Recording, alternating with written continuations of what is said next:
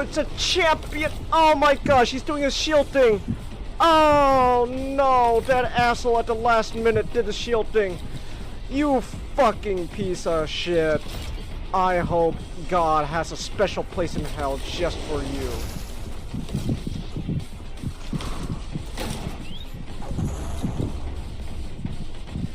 Okay, I'll make my way back up. That champion's up there. Oh! Oh! Yes! Oh! Excellent work. With the sorcerer Yeah! has devised a strong Briar type. Now give me the fragment. Yeah! Oh, wow. Damn. That was a big burp. Alright. But we're all weird, Chelsea. That's the beauty of it. You're weird. I'm weird. Nick's weird. Oh! There we go. There's a proper burp. Oh my gosh. God, that last burp though. I can't go over it. That was fucking pathetic. If your weapon has double the strength of the enemy's toughness, you will do a whole lot of damage. Wow. I didn't know Each that. weapon has a different. I'm sure you didn't. Considering I've been. How you could. Yeah, speaking how it took Don't you this fucking long. patronize me, you bastards. Yes, we are patronizing. We have Because this was we have so told you obvious. several times over, so I'm trying to speak nice. Yeah, but you don't have to. You don't have to speak like I'm fucking mentally disabled. Like, oh, did you? All right, Changus, did you remember? Did you remember that 2 + 2 = 4? Good job. I'm glad you it was 3 + 4. I still can't believe NSYNC is reunited. I sunk in lava. I love how you said, I'm not gonna watch this movie unless they reunite NSYNC. And then Turns out they're reuniting NSYNC. they reunite NSYNC, and then you still said, I'm not gonna watch it. Well, it is now the 4th, everyone. Woo! Happy birthday, America. Happy birthday, America. Today we celebrate the day we declare independence from those stupid British people. Where we go, hey, you Brits, guess what? We don't like being taxed without your representation. We'll tax ourselves to death, because at least we'll have representation. Fuck. Hey, remember when Disney tried to copyright a cultural holiday? What? And they Which one? Day of the Dead. They did? They tried to. Why? Coco. Are you fucking serious? I'm not. They tried to copyright the Day of the Dead for Coco. They did. They definitely tried to do so. Yeah. Oh my gosh. that is- Games Workshop tried to copyright pauldrons with Roman numerals. What? remember when the Vine Bros tried to copyright the word react? Role-playing night. Blazes in lingerie. Meanwhile, Silver, dressed up in like cardboard night outfit. Just, all right, let's do this. Why are you dressed like that? Why are you dressed like that? Well, you said we were role-playing. I thought we were, you know, gonna, you know, do like, you know, Dungeons and Dragons. Gosh, I can't have fun in any timeline. Hold on. Look, Oh. I can work with this. I can work with this. Okay.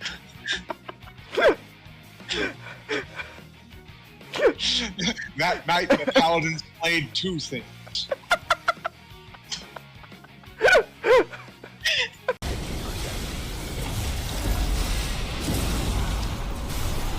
Stop fucking crying!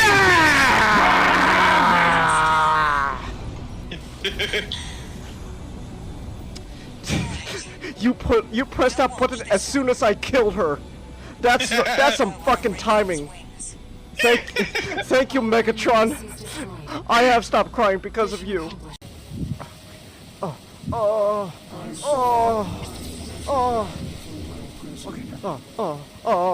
Just a quick reminder that I do have stream elements. There's a $50 monthly goal. You can tip, donate, etc., whatever you want to call it. You do not have to if you don't want to. You want to treat this topic as a multi-part? Oh, I just have display capture on. Yeah, look, where like we're specifically talking about Napoleon, and we can specify it with Ridley Scott, and then like Yeah, because so I'm not, so I just want to say like because like the whole thing was, I thought going into the movie based on everything I heard, it's like, oh, so like it's like Ridley Scott heavily leaning to like the pop culture of you know of Napoleon. But after watching the movie, I don't even know about that anymore. Like no, I don't even know about that culture anymore. of Napoleon. Here's the thing: the pop culture It's of Ridley Napoleon Scott doing is- Ridley Scott's interpretation of Napoleon. Pretty much. Oh, SGD, you are mirrored. Let me fix that. I think in Nijato, I think we can safely say that pop culture and history and Ridley Scott versus history is two completely different topics. That's I said it should be Ridley Scott versus history because Ridley Scott is very specific, yet he has a major influence in pop culture interpretation of history. But pop culture history of Napoleon is not Ridley Scott's Napoleon. Because Ridley Scott does. Because again, Ridley Scott does Ridley Scott does because Ridley Scott is Ridley Scott. Because again, I went in expecting one thing, and I came out.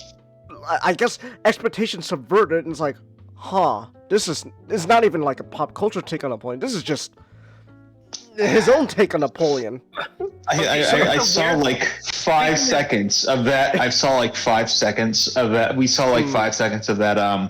The classic scene where he's coming back from Elba and he's like, and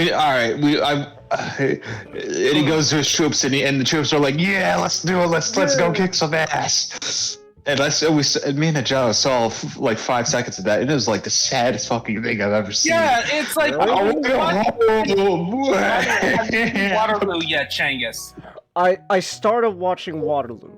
Like after I came back, I started watching Waterloo. Which, by the way, just a few like minutes I've seen of Waterloo already. I got something. You know what? Screw it. Let's just dive into it. Fuck it. Let's just talk. Yeah. Just talk about Napoleon right away. Since we're talking about it right now. No introduction. Let's just fucking talk about it because I have thoughts. Now we are okay, gentlemen.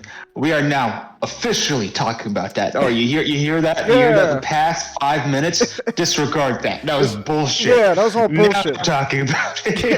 Yeah. The only thing I was gonna bring up is I could bring up later. It's something weird with the Scott Pilgrim anime. Have you heard what they did with that? No, because I haven't seen. Did they change things? Yeah, it's actually sort of a sequel. Huh. What? Basically, Wait, a sequel first to the episode movie? apparently start it. Yeah, so what happens? To the comic? Yeah, okay, so it's kind of a sequel. So it starts out much like the original story, but then you get to the first fight, Scott loses and quote unquote dies. And then it switches to Ramon. So it's a literal bait and switch. Oh no, bait and switch! But then Wait, who's Ramon again? The girl that he's Ramona. Yeah, Ramona, the girl. Ramon's a dude. I don't care. I haven't watched the character. That's I never basic cared about names. Scott Pilgrim. So, but I just found it weird. Huh. And I looked this up, and then it turns out the whole plot is that future Scott Pilgrim's divorced from future Ramona, and now he's doing time travel shenanigans to change the past. And Fucking. I've read Scott Pilgrim. I've seen the movie. That is both utterly in his character and sad as fuck, and completely outside of his character, because the whole that fucking disregards his entire character arc. That is. I have not seen Scott Pilgrim, so. But yeah, it's super weird. It's like super weird. It's hilarious. Weak. Huh. Look, I don't care about Scott Pilgrim, so having like a bait and switch plot and having stupid time travel shenanigans, it's like, good, you deserve it. You ruined comics. So What do you mean ruined comics? a lot of modern comic tropes It's started with Scott Pilgrims. I like Scott Pilgrim, but in a vacuum, it is kind of hippie trash. But it had too much of it. It's like Watchmen. It just had too much of an influence. Okay. Yeah, It's kind of good. It's also like Watchmen, where it's still a good story. It's overrated certainly, but you'll have fun reading it. But it had way too much of an influence that it should have had. and some people like the movie better too. Yeah, that's what I heard. That's what I heard. I thought it was all. I thought it was pretty. I thought it was good. But I think both were good.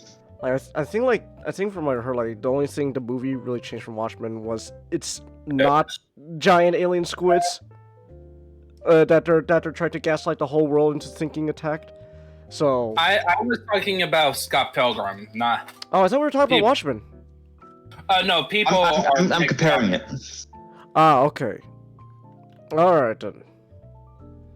Right. The movie's good. It's just kind of an abridged version. They do change some things up, but it's not very much. Okay. I do think the comic's better because it's good, but it is like 6 volumes of a comic book versus like 1 movie. They do a good job at that. They do a really good job about adapting 6 volumes into 1 movie. That's impressive, to say the least. But it still should not have had the influence it had in comics. It helped speed along the hippie trash stuff. Okay. And also the focus on jokey dialogue. Jokey and referential dialogue. It's of the Josh Whedon era. I see.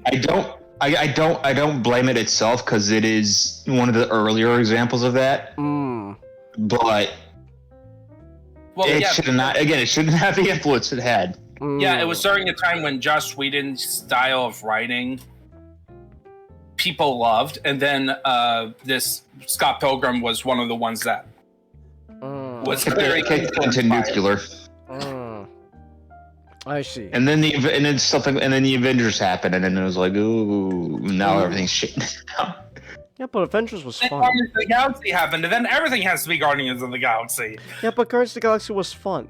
Like, yeah, I'm not saying. Look, Genghis. In a vacuum, We're it's saying fun, that but a film did something bad. Does that mean that the film itself or the product itself is bad? It's more of the influence that is. It's in a vacuum, it's a good movie, but everybody took the wrong lessons from it. yeah. Yeah, it's much like Napoleon when he conquered all of, during his lifetime. He had a lot of good lessons. People took a lot of terrible lessons from him. Like Solano, like Elon's. What was his first name?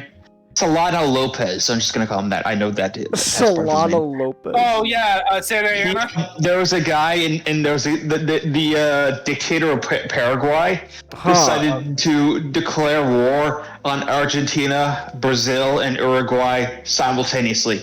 Wow. Yeah. To be fair, he had the best army out of all of them, but they had 20 times the population. Yeah, combined. and what happened was that it was like called like the War of Three Nations, I think. The War of the Triple Alliance. Yeah. Okay. Yeah. The War of the Triple Alliance. That just sounds cool. I fought in the War of the Triple Alliance. But that war crippled South America. Really? Hard. Specifically, it fucked up Paraguay so much. Half the population dead and 90% of the male population dead. Ooh, yikes! Yeah, it was so bad that they had to make polygamy legal. Oh my gosh! Is that children on the battlefield, Argentina? I see. Well, Brazil, I think so. Won't be any more. We have to do our justice and remove these children from the battlefield. Ooh. Loads cannon, fires. Oh wow. Yikes. It was a fucked up war. Oh wow. That's Yeah, oof. yeah, So- and also Napoleon had an influence in European politics so hard that you could say it caused World War One. Everybody wanted to be Napoleon. Oh, okay. Because Napoleon was such a great that one of the few people in history that the great man theory of history is based on. It's Napoleon. Like, I feel like all the theories of history have some validity. I feel like a good theory of history would a good Historiography. understanding of history and how things go by would be a combination of all the Theories, yeah. theories, and Napoleon is like the exemplar of the great man theory, or the great man side of things, because while France did well, surprisingly well during the French Revolution. It was kicked off into the moon with Napoleon. Honestly, Yeah. they probably would have lost the Revolutionary Wars. I feel like without Napoleon, they did a good job, but they had a significant uphill battle. And Napoleon did come along and all right. All of Europe is at its knees. And Napoleon is also, his legal code is the basis for a lot of European law. Yeah. Wow. So, how much was that covered in the movie Napoleon by Ridley Scott? Not really. Yeah, not Oh, so really. what did the film cover?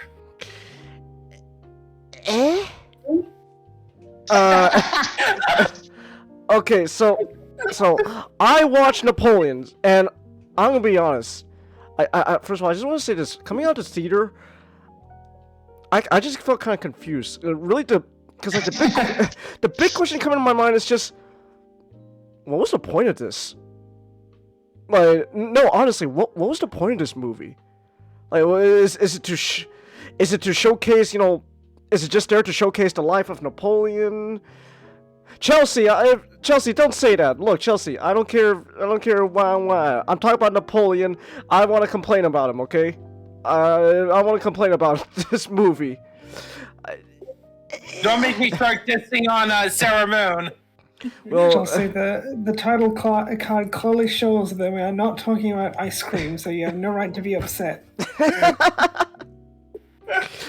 like, I honestly don't know what was the point of this movie, though.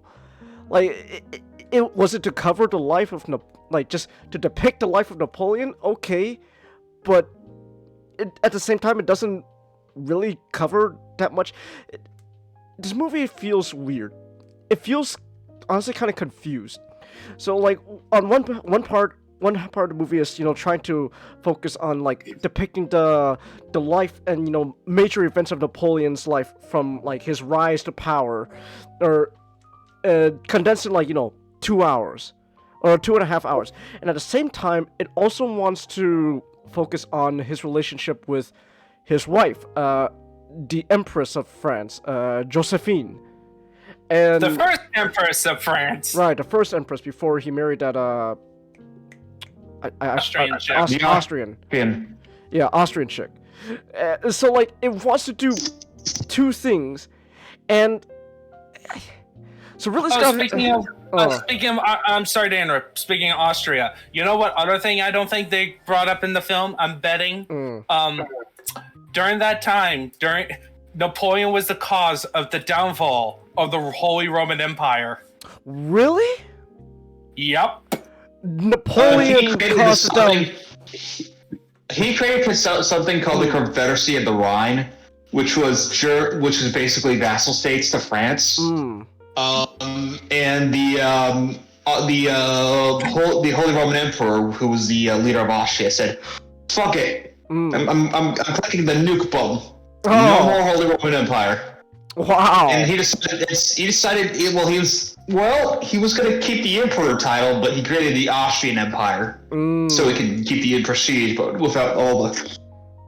Wow. Honestly, the Holy Roman Empire it should have been deleted a long time ago. Nobody fucking cared at this point. Yeah, it was a sick course. Oh.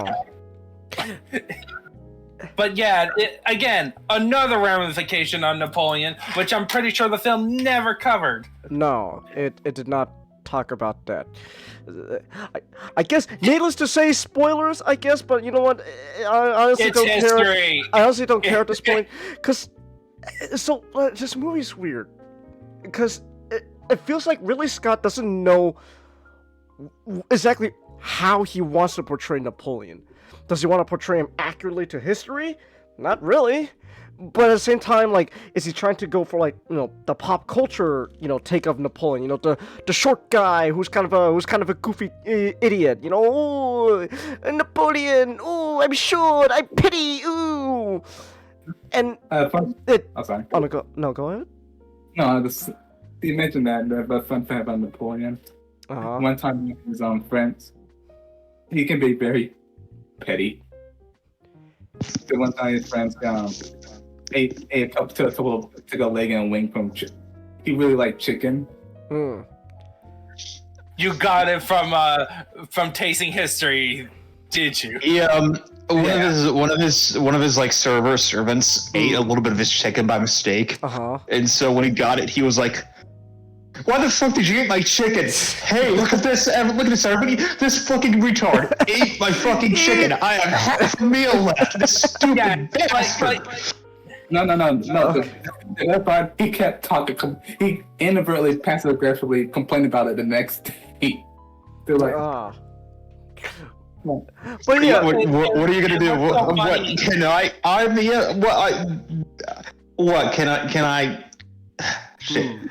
Am I allowed to get my full meal now? Is that what you're saying?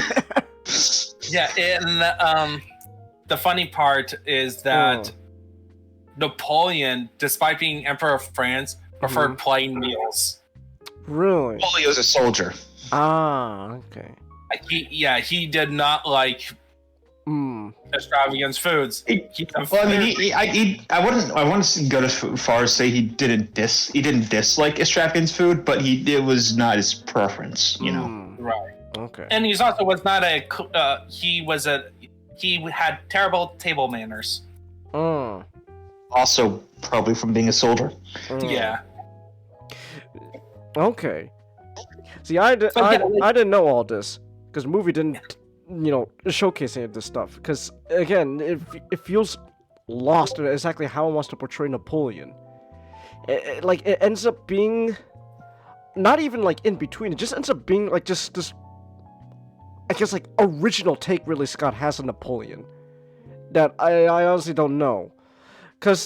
So I mentioned how like another part of the movie is focusing on his relationship with his first wife, Josephine, and it's weird because like the movie sometimes tries to.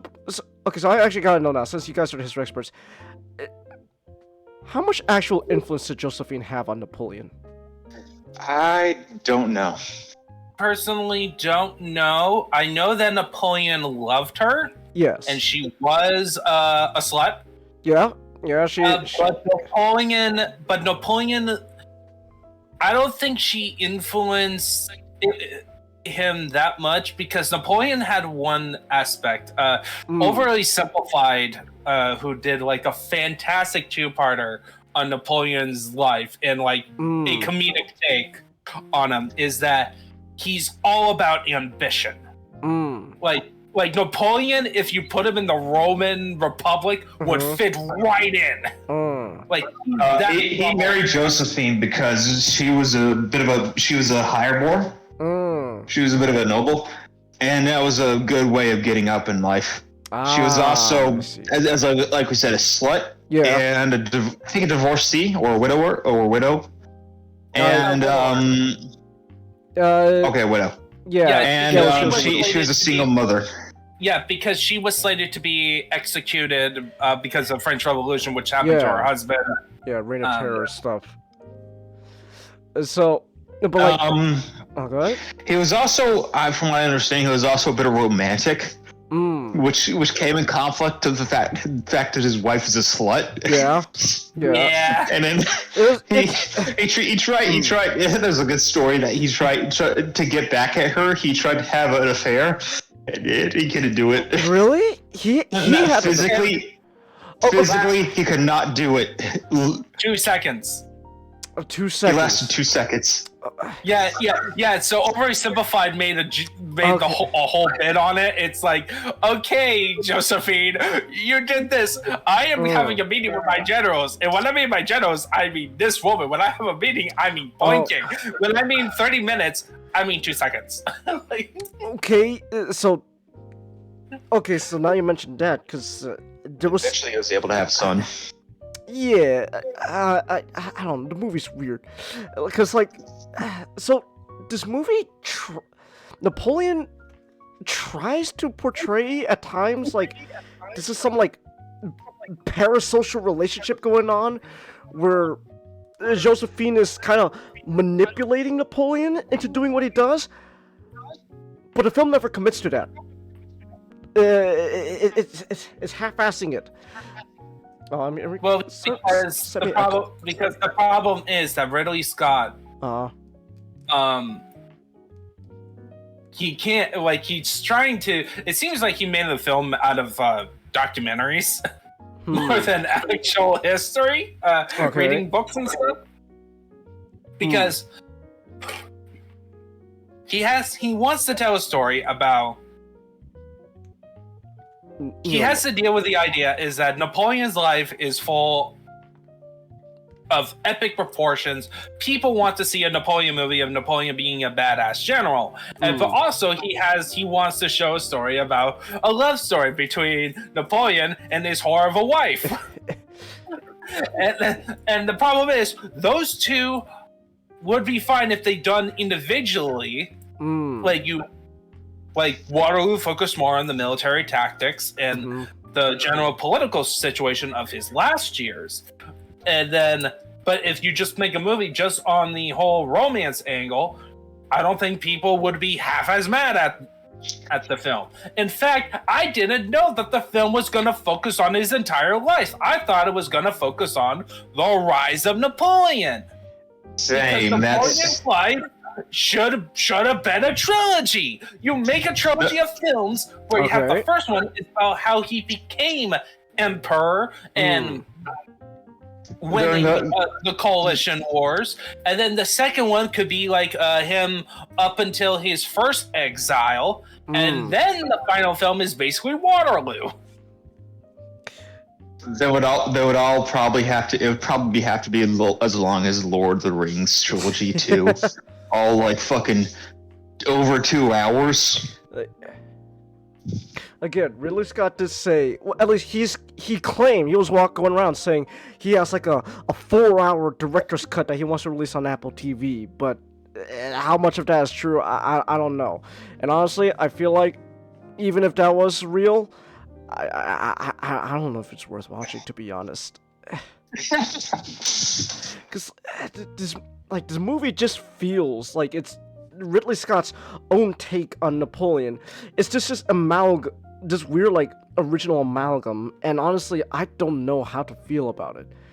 Cause at times, it wants to like, cause like at times it wants to show like, oh man, Napoleon, you know, he was this like badass general.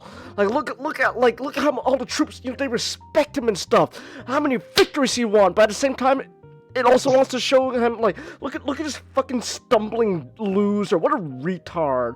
And it doesn't know what it wants to portray Napoleon as.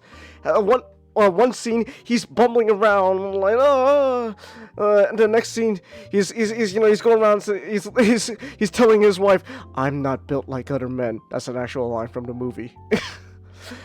Apparently every 2 seconds. So like it doesn't. Oh no, go ahead. if I had a nickel for every time a Napoleon rose to power, formed the French Empire, lost a war to the Prussians, and was then exiled, I'd have 2 nickels, which isn't a lot, but it's funny it happened twice. Yeah. Yeah, because but so Chengiz, I don't think you understand the joke. Okay. There was a guy that Napoleon's nephew rose to power in the French Empire. Really? And formed the Second French Empire. Wow. He lost the Franco-Prussian War and then was forced into exile. And that created Germany. Oh, man, there's a lot of it was a lot of he exiles really going on in Napoleon's family. He was an okay king. Not great, not bad, just kind of okay. If you really would have been, if Ridley Scott wanted to be interesting, do a little sneaky on you. You should have done so. I feel like he should have done a Napoleon III movie. Okay. Where's Napoleon? I always find it funny how Napoleon II gets skipped over. Yeah. Okay, so how were the battle scenes? Did you like the battle scenes? The flow of battles, like the battle scenes. So there was only real. I'm gonna be honest. The only real battles that it seems like Ridley Scott wanted to focus us mostly on was what was it? The battle with on the ice field. Where was that again? I was like Austerlitz. Yeah, Auschwitz. Austerlitz, and the other one was Waterloo, because that's the downfall of Napoleon. So you want to focus Napoleon's the height of Napoleon and the low point of Napoleon. Exactly. He wanted to focus solely on those 2 battles. Every other battle scene is literally just glossed over. Like they showcase it for like a couple seconds, and then they move on. We're gonna do a montage. Montage. Everybody loves a montage. So like, well, I'm talking about. Did you like watch the battle scenes? Like, oh, okay, this is how they fought, or did you get like, this makes no sense?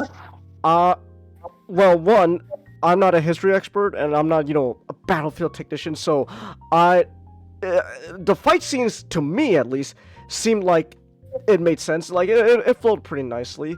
The whole thing was Napoleon and his French army. They surrounded the Austrians and Russians at Austerlitz. And, they got them trapped, and then so everyone's got no choice but to retreat. And oh my gosh, we're retreating on a frozen lake. Oh no! And then fire the cannons, and they all drown and freeze to death. That made sense. And so like that made sense. Waterloo, you guys are gonna be disappointed. Yeah, I know. I heard about what happened. Scott. So I'm gonna say right now, Waterloo is a one-sided massacre, not in Napoleon's favor. Well, it was kind of like that, but it was but what I heard based on how it happened, like what is it true that they formed the squares on top of the ridge? Were they not supposed to do that? No, so what happened is that as I talked about last week, they pulled back. Also one last quick interruption. The scale of these battles, especially in Waterloo, like I still haven't finished seeing Waterloo, but like from what you guys showed me, Napoleon has a budget of like $200 million. Waterloo had a budget of like $25 to $40 million of its time. So $1970 to $2023, it had a budget of like over $300. $300 million. By the way, they got the military right. that didn't actually contribute Red to Army. that budget. Right. Because they didn't have to pay them, but they did have to pay. They did have to provide like food and stuff like that to the Red Army. But and that covered like 16,000 the extras, and then they had to pay 2,000 extras for the cavalry. And then and then the actors and cast and crew. But the point still stands. Waterloo had a much larger Oh, hey, Ray. You hate Black Friday sales? Right, you work retail. Oh, I'm so sorry, God. Ray. I'm so sorry. You had to work retail. I'm crossing you right now. I'm removing the fat. But I remember the South Park scene with the big fat chick. You know what's also so terrible, based on what you are saying about Napoleon? What? Ridley Scott had access to CGI. He did, because there were clear battle scenes like the beginning fight, like in the opening of the movie when they like take back the fort. Like obviously they're not gonna actually blow up a real ship. That's CGI right there. So they can afford to like CGI in some background on characters and stuff. Yeah, like it's not like it was CGI was pioneered by a certain fantasy film that has similar scales. So like they could with less money, they could just make match the scale. The scale is weak compared to Waterloo. So Waterloo was fucking amazing. That was a fucking spectacle of a battle. But essentially what I said about the Ridge, the Duke of Wellington purposely pulled them back because it fooled the French cavalry officer to send all the cavalry over the hill. Because they were over a hill, so they couldn't see what was on the other side of the hill. Because wait. So there was a hill between the two armies that they had to cross over. So the British. Oh, okay, that's so the whole Battle of Waterloo. The British defensive position was basically a ridge, and then you had like two forward houses, or like technically three. But so what the Duke of Wellington did was just simply pulled his troops back from the ridge. So what the cavalry commander saw from the bottom is that all the British columns are pulling back, assuming they are retreating. And when you do to a retreating enemy is to send cavalry forward. This is when all the big casualties happen. When the cavalry attack when you attack a retreating army, the retreating army can get really fucked up. Okay, hold on, real quick. I'm drawing something real quick in like paint right now, just to showcase something. So, Chinggis Masterclass Battle Tactics. Because based on what you're telling me, like, okay, so like, okay, I'm just trying to as crudely as possible just to get a point across. Then I don't know. I guess I'll call this here. Square. All right, there we go. Save. Actually, no, wait. Save as an image in like a desktop. Look, yeah, there we go. Okay, now I'm gonna put this in the background. This is a very crude drawing, but it gets the point across. All right, here we go. Blue is French, red is everyone else. Like, that's how they did it in the film? That's how they did it in the film. Yeah. They made it into a valley battle? Yeah. Because again, I haven't finished seeing Waterloo, so I'm just saying what I saw in Napoleon, this movie. So.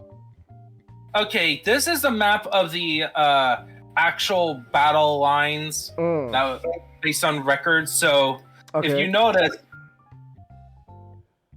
so the red, of course, is British and British and Germans and Dutch. So, and essentially that big line is a road crossway, but it doesn't do elevation that well. But the Duke of Wellington's lines is on a ridge. Okay. And then you notice there's like 3 red lines. Those are in certain houses that were fortified. That took 8 hours to take one of them. And one of them was frequently changing hands. Okay. Alright, yeah. I didn't know like there was like a ridge between the two armies that they had to like cross over. It's not. It wasn't even a between. Okay. The British was on top of the ridge. Ah. So and then Napoleon is on a lower elevation. So if Okay. Oh. so, just imagine okay. Napoleon's army and your crew drawing at the bottom. Oh. Okay. See. I thought I misinterpreted you because I thought you meant like there was like a ridge between the two armies. Okay. I didn't know that like they were on top of the ridge, the British. Yeah. Okay. They were top of the ridge, so that means when they pulled back, the French couldn't see them. Oh, okay. Okay, so I guess then the movie wasn't that inaccurate, but even then they didn't really. Well, I'm just gonna say it, like Waterloo in this movie Napoleon, the main focus was not trying to accurately showcase the battle itself. It's there to showcase Napoleon's downfall. This is his, oh my gosh, Napoleon's get his ass beat. Fuck no, and then he gets sent into exile. So, and like the way the battle went in the movie, it really just felt like a one-sided, mop up. Everyone just mopping up Napoleon's mess. I guess because again, like is it trying to showcase like, oh my gosh, look Napoleon's just this egotistical idiot. He thought he could take on everyone. What a dumbass. I don't know if that's what it was going for. I don't know.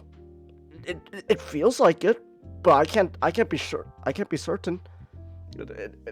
And so the way this movie ends is there's just like it just kind of cuts to like a black screen after Napoleon dies, and yeah, Napoleon dies. I don't know what was it like. Well, it's been like over 100 years.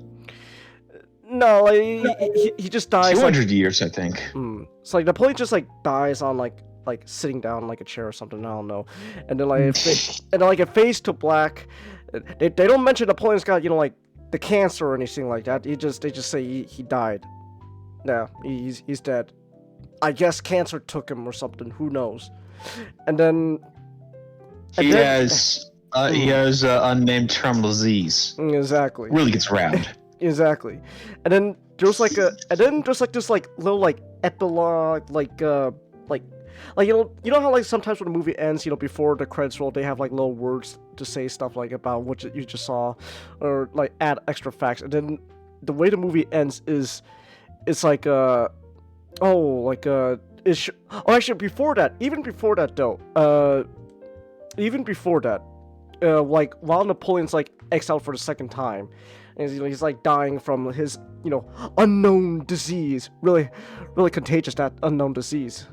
He starts like hallucinating like a Josephine again, telling him like, oh, Napoleon, you're gonna die, come to me. And then like at the same time though, like right at the end, the movie kind of goes, oh wait, I forgot, we forgot, Josephine's supposed to be like the manipulative one, Napoleon's the idiot. So it's like Josephine's like monologue, like in Napoleon's voice, go like, how like when in the next life, I will be the, you will, like I will be in your position and you will serve me. What? I don't know, because again, like the movie tries to make it seem like Josephine's like this master manipulator pulling the strings, but at the same time, it doesn't ever commit to it until like the very end. It's like, oh right, Josephine's pulling the strings, and Napoleon's just this love-struck idiot. I don't know. Again, the movie doesn't really commit to it, so. And then after that, when the black screen happens, they put down like these like words saying like, oh, these are all the people that died under like Napoleon, like as each a lot of people. Yeah, like as each battle goes on, it's like, oh my gosh, like so many people are dying, and the numbers just keep increasing after with each battle and stuff, and then eventually it says like about like over 3 million people died under Napoleon, and that just honestly left me just going, okay. Because So, again, I don't, it- because a good movie would, it would tell me, it would be like a nice cap off. But with this movie, I don't know the point. So like with this ending, like, is it trying to tell me, oh, Napoleon was bad. Look how many people died under him, or is it, just, this is just, we're just showcasing his life, and this is just, just stating the facts of how many people died under him. it seems to be more like a slap to the face. A slap to the To face. Napoleon. Yeah. Like I don't know. I can tell that though, because again, I don't know. Like, Look, when you make Napoleon, when you try to do like when you have like this whole like, he's a great general, but he's also this, and like you have like inconsistent, and I'm assuming you're going to talk about Joaquin Phoenix's portrayal of Napoleon. Joaquin Phoenix is okay. I think Joaquin Phoenix did a really good job with the material he was given with, and the direction and he was told to take Napoleon as. Like I think for what it is, he did a good job. There are times though. So based on like everything you guys told me, one thing that about Napoleon I know now is he's very charismatic. Like this man can literally like talk. He could like. Dude was fiery. Like this dude could like talk his way out of situations and stuff. Like the scene like when he's he's coming back from his first exile again, and like he's rounding up all the troops, and everyone's, and he's met with like the French army, they're like, and it's like, hey guys, don't you remember me? And the French army like, oh my gosh, the emperor's still alive, let's go, and they join him and stuff. Like, so funny enough, I can't actually compare that to Waterloo though, because I have seen that part of Waterloo. First of all, again, scale. What happened? Well, like the scale in Waterloo, like you see literally an entire army drop their weapons. Well, not drop their weapons, like they don't shoot Napoleon. Like an entire army covering the hills, going, "Yeah, the Emperor's back! Let's fucking go! Yeah, we missed you, Napoleon. I love you too. Yeah." And then, also helps, and that scene is also helped by the scene of Napoleon giving his speech to his soldiers and kissing the French flag. Yeah. Oh, and then also like the scene when the scene in Waterloo when the news comes that Napoleon has escaped exile,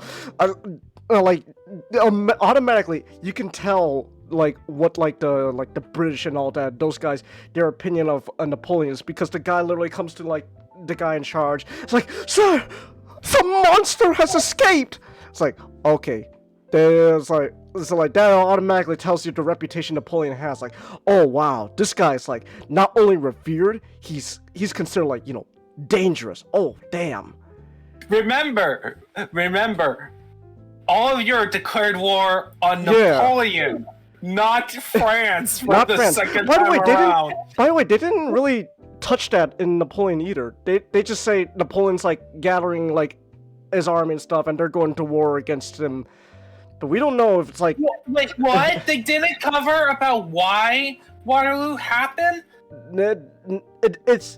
It's kind of framed as just Napoleon's back to take back France, and so now everyone's freaking out, and they're like, okay, I guess we're gonna stop him, and then I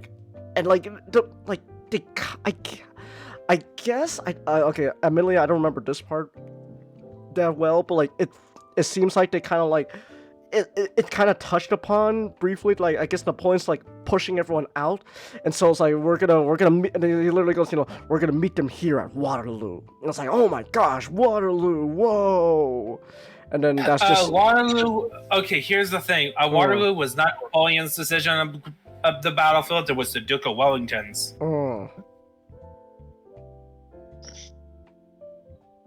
Well, then so they got that wrong, then. Did it show the Duke? The Duke? Arthur Wellington?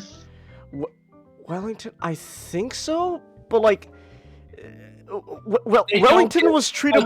Wellington was treated more like this, like the opposing general at Waterloo more than anything else.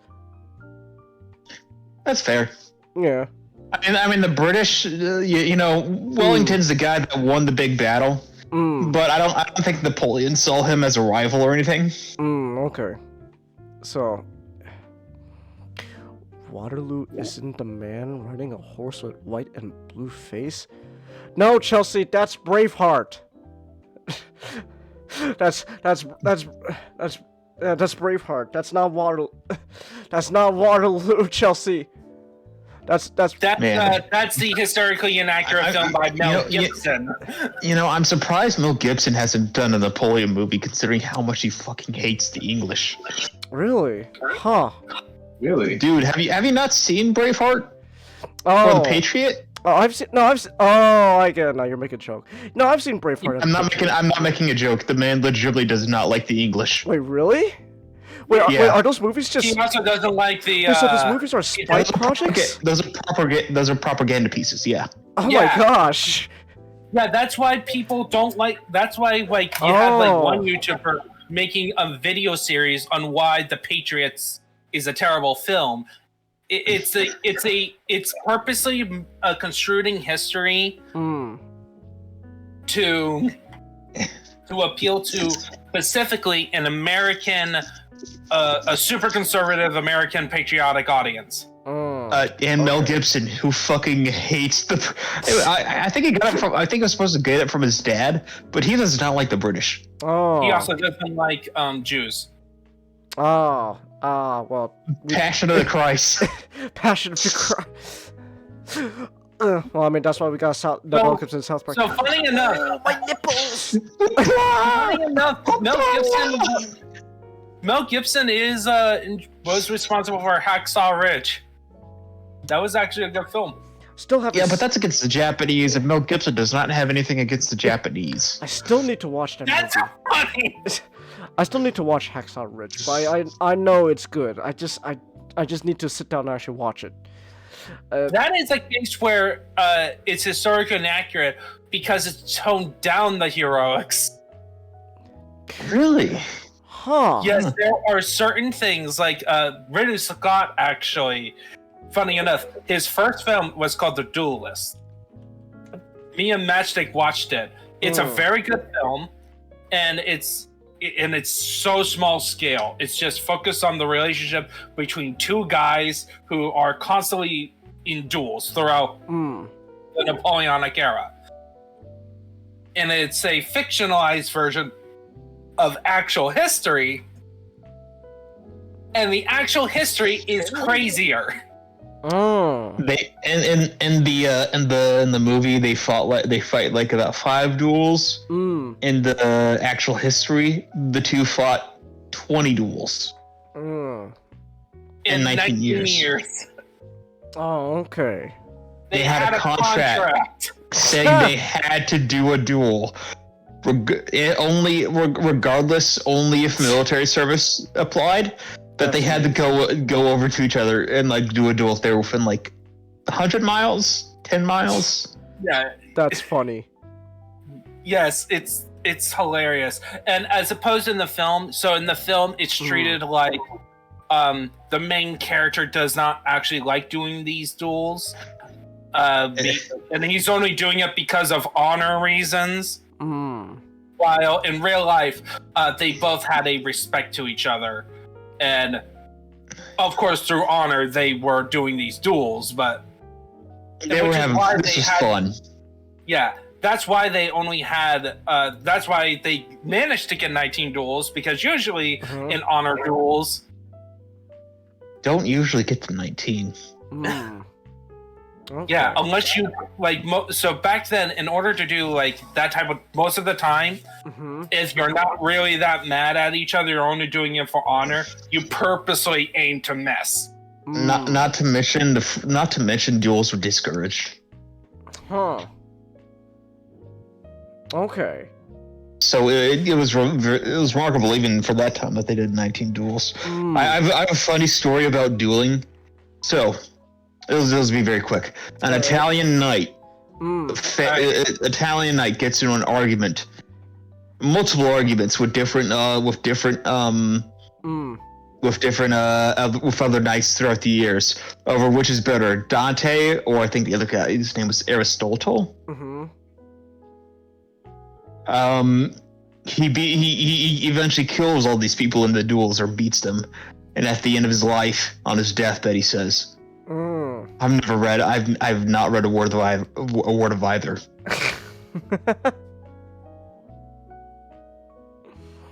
Wow. All right. Duels, fun. But on to Napoleon. Napoleon. What were we on again with Napoleon? I don't fucking remember. I think we're doing battles. Let's talk about some of the other characters aside from Napoleon. Okay. I don't know.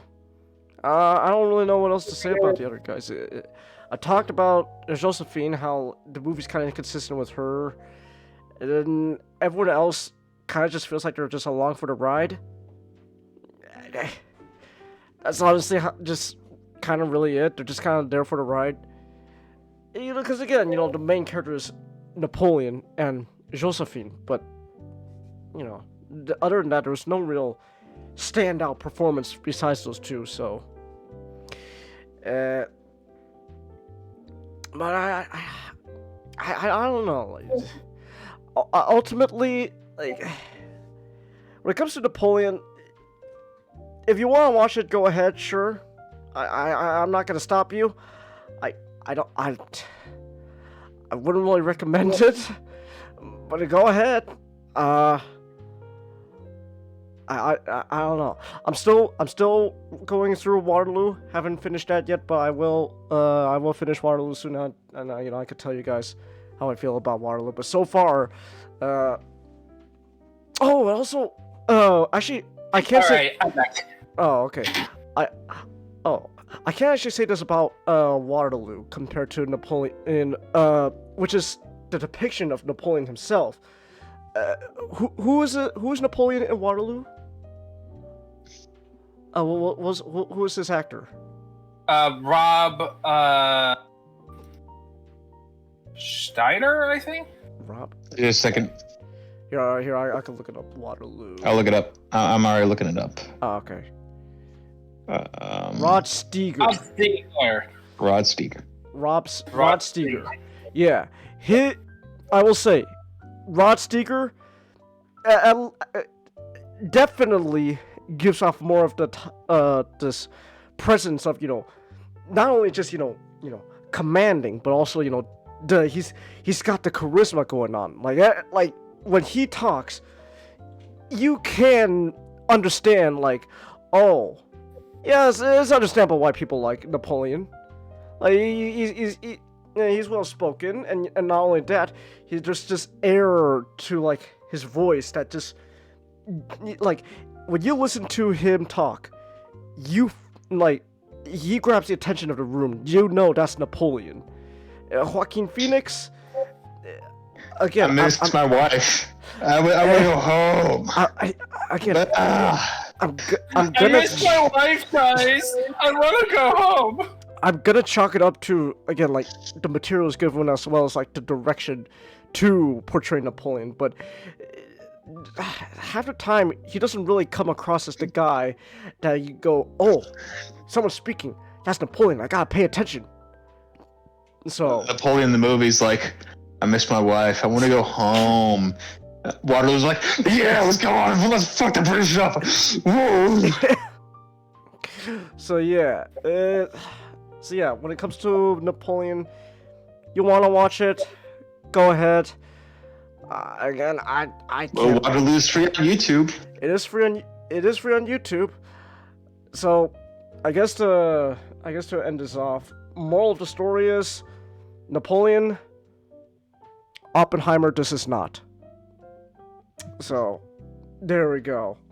All right. Before we actually move on to our next topic, I do have to use the restroom. So, give me un momento while I use the restroom, and then I'll be back. Just a quick reminder that I do have stream elements. You can tip, donate, etc., whatever you want to call it. You do not have to if you don't want to. Oh! Oh my gosh, we gotta shoot down the helicopter now?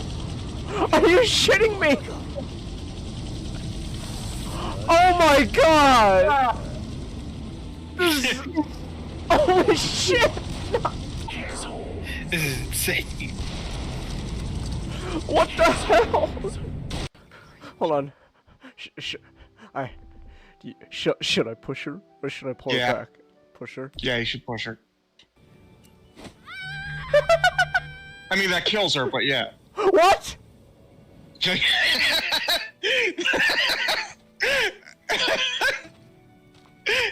What? What? No! But it's okay for him to just break my stuff. Of course not. Wow, Meredith, you're looking actually okay. You don't have brain cancer. You gave me this for my birthday. I mean, you should be pissed off too. Oh, never mind. Wrong, but you don't just go punching every person who makes you mad. That's the best fucking timing. It's above you. I mean, that kid practically Folka, make sure that your statements are not so embarrassingly carelessly worded next time. What? What? You're so disrespectful. Amazing. All delinquent types like this, even the way you dress so... Oh, flip-flop disregard for authority. Sweater-fest, disgraceful... Delinquent? I'm on the student council! Motherfucker, I'm on the student... Motherfucker, I'm on the student council! You think that fucking... You think... Oh, look, what about you, huh? We got a fucking Hawaiian shirt. Oh, look at me. I got a fucking Hawaiian shirt. How professional. I got a big fucking katana carrying around, swinging around. Hi-ya! Hi-ya! You call that professional, motherfucker? You call yourself a businessman? Look at you, fucking dressed up all casual like that bitch-ass motherfucker. Get the fuck out of here. Why don't you get a fucking haircut? Shave that fucking beard of yours, you bitch-ass. Get some glasses for crying out loud. Oh, look at me. I'm Jagoro. I'm like a JoJo character. Hi-ya! Hi-ya! Yeah! A hand pounds on my back hard a couple times, severely winding me. I couldn't care less about the culprit as I focused my thoughts on my chest in near automatic reaction. My hand instantly tightens on my breast, and I start going through the steps I rehearse in my mind every other day. Breathe in and out. For a measure of relief, I can slowly feel my chest becoming less tense. By the time I look up, my face is covered in sweat from the experience. No!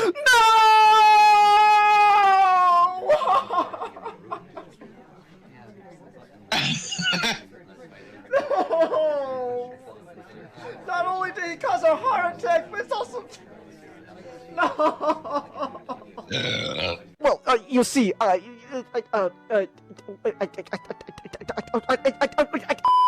that impression of Shia LaBeouf in college is fantastic. Oh god, you know what I gotta look up now real quick? His fucking freak out in Dark of the Moon.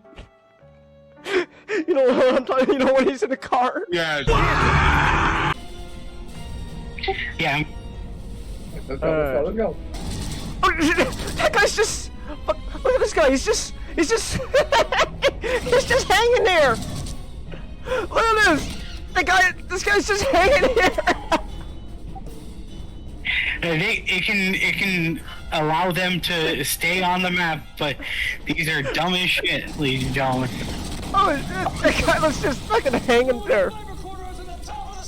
Come on! As every he punches in the boss's head. Family. That's right. Yeah, come on, bitch. The power of family. Yes. Come on, power of family. Okay, there we go. Come on. That's it. Power of family, baby. Okay, how do I do this? Hiya! Oh, her frontal lobe. Oh wow! It's Grand Theft Auto 5 in here. Like Oh, eat it! All right, I'm back. Hey. Hey. Let us A. All right. I'm back with drinks. Oh, you're back with drinks? And Nice. Napoleon would hate modern France comment. What? Oh, we're still on Napoleon? Oh, I didn't know that. Well, comment asked the question before I left. What would Napoleon think of modern France? And I would say, He'd be in charge by the end of the year. He'd be charged by the end No, of the he year. would be in prison, honestly. In prison? Why would they? Because the French in modern day would not care for Napoleon. Well, okay. Honest question: would if someone like Napoleon was around during the World Wars, would France get their ass still stomped by Germany? No. No, they would join Germany. They would join Germany. No. Oh. No? No. No? Really? If Napoleon was in charge, he would fucking stomp Germany into the dirt. Really? Yeah. France had the most powerful army actually at the beginning of the war. Wow. Well, it was more of like most powerful theoretically. Theoretically. And Napoleon is a good person to make theory into reality. Yeah. Wow. Like the problem the major problem with France in the Second World War was that they thought it was going to be World War I again, and they were so reluctant to do anything. They made the same mistake. They literally made the same mistake as the First World War. Yeah. Well, not really. They knew that they actually expected the Germans to invade Belgium. They invaded a different place that was very well they didn't protect very too well because they thought the terrain was impassable. Yeah. They didn't expand they kind of expected Belgium to be a buffer state a little bit, so they could use the market line better. Okay. But they was like, they're probably gonna invade then a second time. I don't remember exactly. They expected it, but I don't remember why they didn't expand the market line into the Belgian border. Oh, I see. Okay then. Alright. Who's attacking me? No one's tagging me. I thought, this comments like notification went off, and I was like, oh my gosh, someone tagging me? Oh, never mind. I'm going crazy. I'm going. So we're going from blue coated empires to red coated empires. Yeah. And from bad history films to a great one.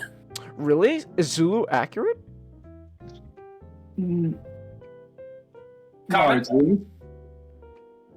Largely accurate. Largely? John, Bester, you're the history experts here. How accurate is this film? I haven't seen Zulu. The biggest inaccuracies are like the way it ended and combining characters in one person's change of personality. Yeah. I think let's set this up by saying the context. This is set during British Zulu War in 1879. Okay. Yeah, 1879. 1879. And essentially the movie talks about the 49th Bremont about the 49 Bremont. Okay. The 49th Bremont Infantry, Regiment of 24. Sorry, the 24th Regiment of Foot. Pretty much stand against the 4,000 Zulus. Zulu warriors. And how many men were in the 24th Regiment? About 49 English. Historically, in real life, there were 49 English. 49? Yeah. Well, English, 32 Welsh, 16 Irish. Okay. And 22 others. So how many? And the movie. How many men is there in total? Let's see. So you got 4,000 Zulus against how many men in total? I believe 100. About less than 200 men. Less than 200. Okay. That's still... The odds there are not in their favor. Against 4,000... Including wounded. Including wounded. Ooh. So even less than that. Against Yeah, 4,000. Ooh. Yeah, pretty much they stand at Warwick Drift, which essentially was like a hospital. So, missionary. Camp. Okay. And yeah, essentially they held out. Obviously, they all with some casualty, but they held out. And now, this movie, well, I like it. This movie is every 2 hours long, and what I like, and it's and it kept my attention. Okay. It didn't feel at it. Okay, good. You know, the long movies sometimes feel like you get on with it. Yeah. Well, that's it's called. Yeah, that's it's not called pacing. Yeah, but it didn't feel like that. Okay, that's good. It shows throughout the movie how they like set up defenses, how they keep getting pushed back with every wave of Zulus. And keep in mind, the Zulus, even with the Zulus, still some. In the beginning, the Zulus also stole some guns. From after attacking another regiment. Oh, they got guns. Oh no. Well, some of them have. They stole guns and ammunition. Okay. And I like how they keep prodding. Weaknesses. And though I kind of find a little funny how they quote unquote died. Because it's like exaggerated. You know, kind of you know, it's like a little exaggerated. Oh, okay. Yeah. Oh yeah. Now, what's interesting about this film that they actually got real Zulus to play the Zulus. Oh, that's cool. And they got the great grandson of the Zulu king to play the king himself. Ooh, okay. His name is I can't pronounce that. Put it in the chat. Let's see if the history guys know how to pronounce it in the back room. Yeah, probably not going to. I'm not going to. Okay. He died this year. Probably. Oh. Yeah, he was a God rest his soul then. Yeah. Yeah. Like September 9th. He also he was a politician. And Zulu prince. Yeah, he's a prince. Prince. This is gonna be butchered. Mangosuthu Buthelezi. I'm not gonna even gonna attempt to do that. Probably butchered that name. Probably butchered that pronunciation. All right. Send him $100 to that. Oh, he was a chief too. Yeah. Chief Mangos. Wow. Okay. Oh. Now. Well, like I said, I like how the tactics of the film, and it also got me looking up. Rifles. Okay. Oh, the H is silent. The guy's name. It's Mengusutu. I still butchered that, but the H is silent in this pronunciation. I like how like the kind of like the also in this movie apparently Alf, before becoming a butler, Austin Powers' dad fought in the Zulu War. Ha!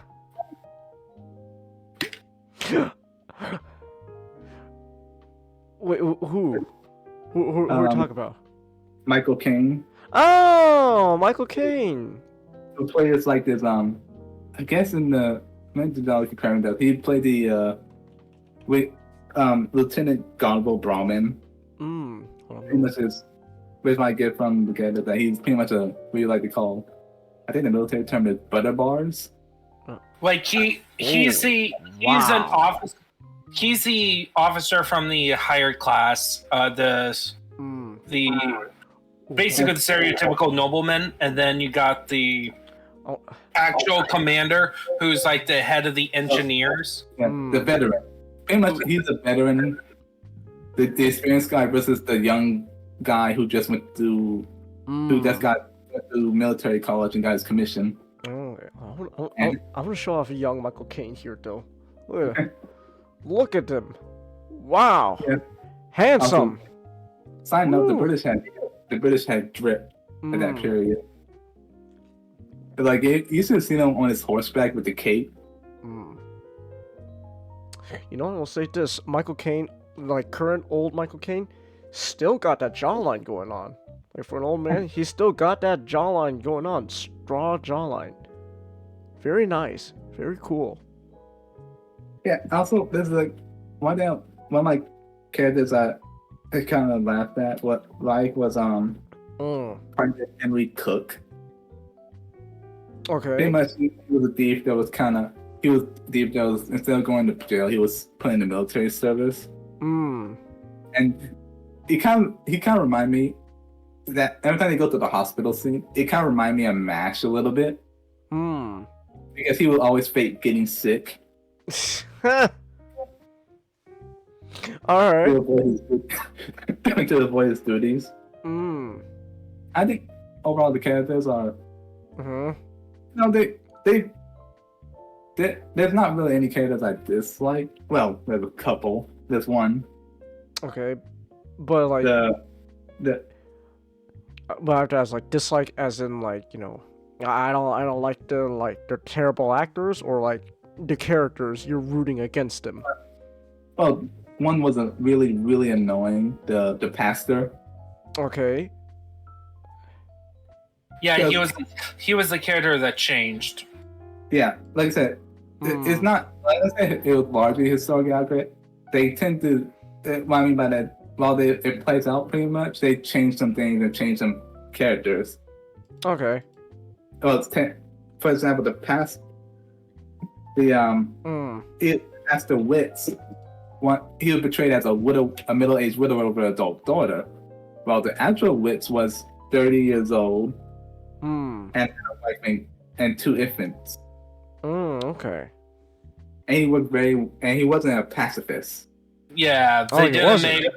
Yeah, in the film they kind of made him a bit like the Amuro Ray, where it's like, why are you fighting? Okay.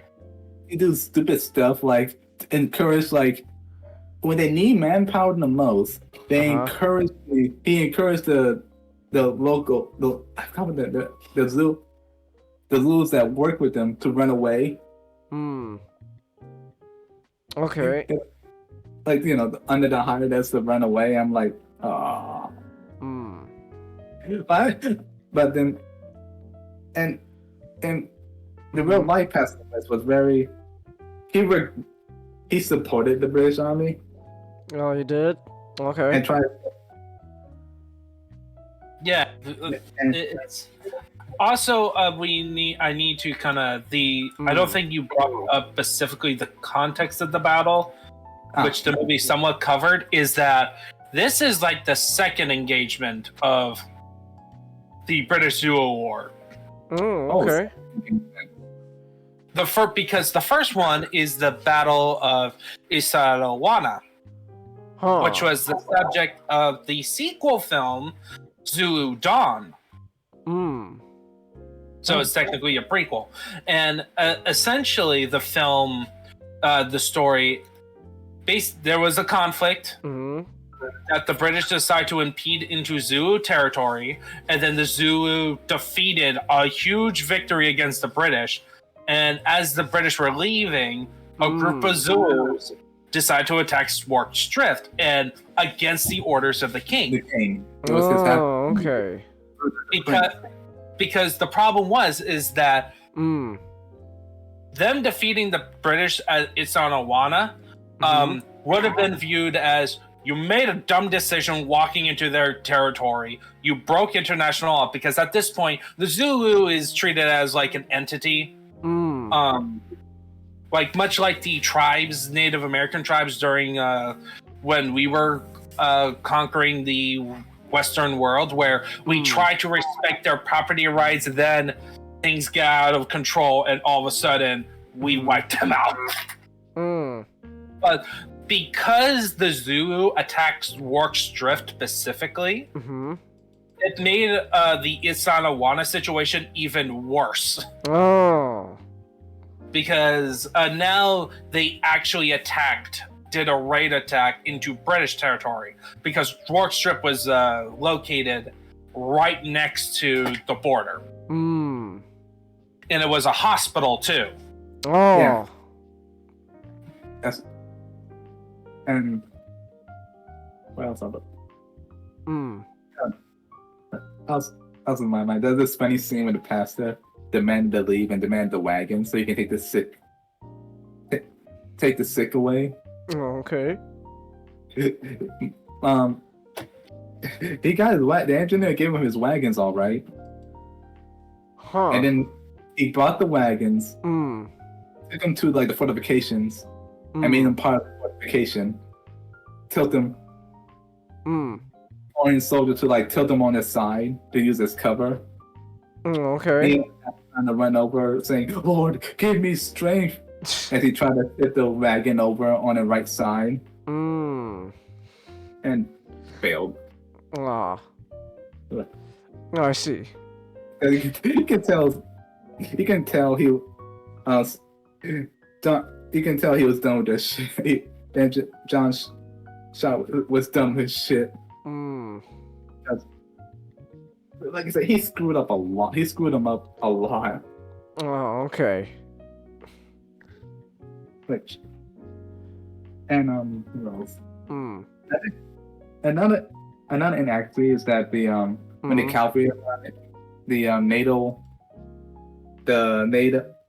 NATO native contingent, which is sort of like when the British Empire pretty much hired locals as auxiliaries. Okay. Just the army. They depicted them as instantly leaving, abandoning them, when in truth they stayed for the beginning of the battle and they ran out of ammo and had to retreat. And they didn't have any uniforms, and some other equipment due to mixture of paranoia and maybe some racism involved. Yeah, so the Boers and the British were not friendly to each other, because the Boers were Dutch settlers that were there first. They eventually had the Boer Wars. Between the British and the Dutch. Yeah, wars, plural. Oh. Well, the native also. I'll talk about the NATO contingent, which is local people. They were given, usually the only way they were given proper uniforms, that they still wore their tribal gear. Okay. So the only way to differentiate them between the others is the red headbands. Huh. And only the officers or the leaders were given proper uniforms and rifles, carbines. That's one inaccuracy, but overall, Zoo, despite the inaccuracies, it was an enjoyable film. I also it has I think it is like with older films in general, it has a charm to it.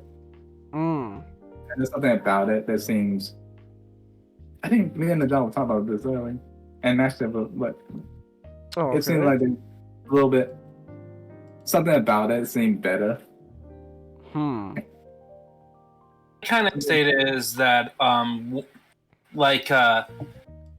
when you're watching a film nowadays, and if you're into films nowadays, right, you kind of pressured into observing the latest films, and you're absorbing not just the film but the culture around it. Okay. Right? And that really affects your perception of a film very differently than like an older film like Zulu, because when you're watching Zulu, you're not thinking about the time period it came out. You're thinking more about the movie directly, and then of course you got the different styles of filmmaking going on. Yeah. It seemed to me Zulu seemed a lot more, like a better term, quiet. Okay. If that makes sense. Quiet. Like It does not have the need to constantly throw action or comedic bit. Or constant music, you know what I mean? Like, it let things. I think older films can allow things to breathe. Okay. Okay. Interesting. Yeah. And well, with those older war films, allow you to, and you kind of notice this when you're watching Waterloo. Like, did you notice how, like, are you like halfway through the film? Waterloo? Yeah, I got to the point where what's his name? One of the guys, he goes to Napoleon saying, you know, we got damn it, I have to remember these names. The cavalry general. Yeah, he's like to Napoleon, hey, we got the British in retreat, and Napoleon's like, what are you name? Dene or Nay is N-E-Y. Oh, I remember Wellington. That's the British guy's name. He's like, you know, sir, Napoleon, we got Wellington in retreat. And Napoleon's like, what are you doing here, you dumbass? Well, I'm giving my report. No, you should be going after him, hounding his ass, and you know, so that way we can win. Great. Now you let him escape and retreat. Now we have to deal with him again. You idiot. Go after him. Okay. So. Yeah, okay, so you're near the halfway point. So, like, you notice how, like, the film is on Waterloo is like, it's taking its time to set up the actual battle. Like, that is, like, the advantage of, like, those older films with that style, that specific style, where it's like, oh, they can spend the time to build up the characters and. Actually, yeah. And let the characters breathe so that you get to know them a bit while setting up the actual stakes of the battle, like to make you understand, okay, here's why the battle is important on a bigger scale, but also the interpersonal scale, because you have to have, like, you know, a team to root for. Even if you know the outcome of this battle, you still want to connect with the people there to understand what it would be like if you were one of those people. That's actually that's one of the things I like every time they go to the hospital. Hospital, see all the people, sick people, just like talking to each other, playing games, getting sick of each other. Okay. You know, frustrated with each other, and I love it. Like, what I like is like some of the historic, like, stuff that wouldn't happen today, like military issue brandy. Like, you know, I like those. I like how those little rum. Yeah, the Navy had, like, the British Navy had rum. And rum as rations. It's either that or part of pay, and they kept that for like till the 70s. I was like, oh no, it wasn't military issue. It was like Henry Cook was like pretending to be sick. Like, turns out he had to get a boil pop. He was like, nope, I just give me some medical brandy. I'll be all right. Oh, okay. Like, medical brandy. So, go ahead. No. And also, like I said, but this movie got me. This movie got me. Got me going on a YouTube deep dive on breech loading rifles. Yeah, that's a like cool aspect of one of the small cool aspects of the film. That time period is that the rifles, it was in that perfect time where the rifles were not muskets like in the Napoleonic eras, but it's not clip rifles like in the early 1900s. No, breech loaded rifles, like, instead of like taking the bullet and put down the barrel, It's like behind, like, but at the other end, there's like a breach where you can just open it up, put the bullet in, close it, then fire. Oh, okay. So, you know, it's still a single shot. But still, at least you don't have to, like, you know, put the rifle down, get the, what's it called again? The stick. Jam it down. You don't have to worry about ramming the stick, like the your rate of fire. Yeah. Increases. Okay. All right.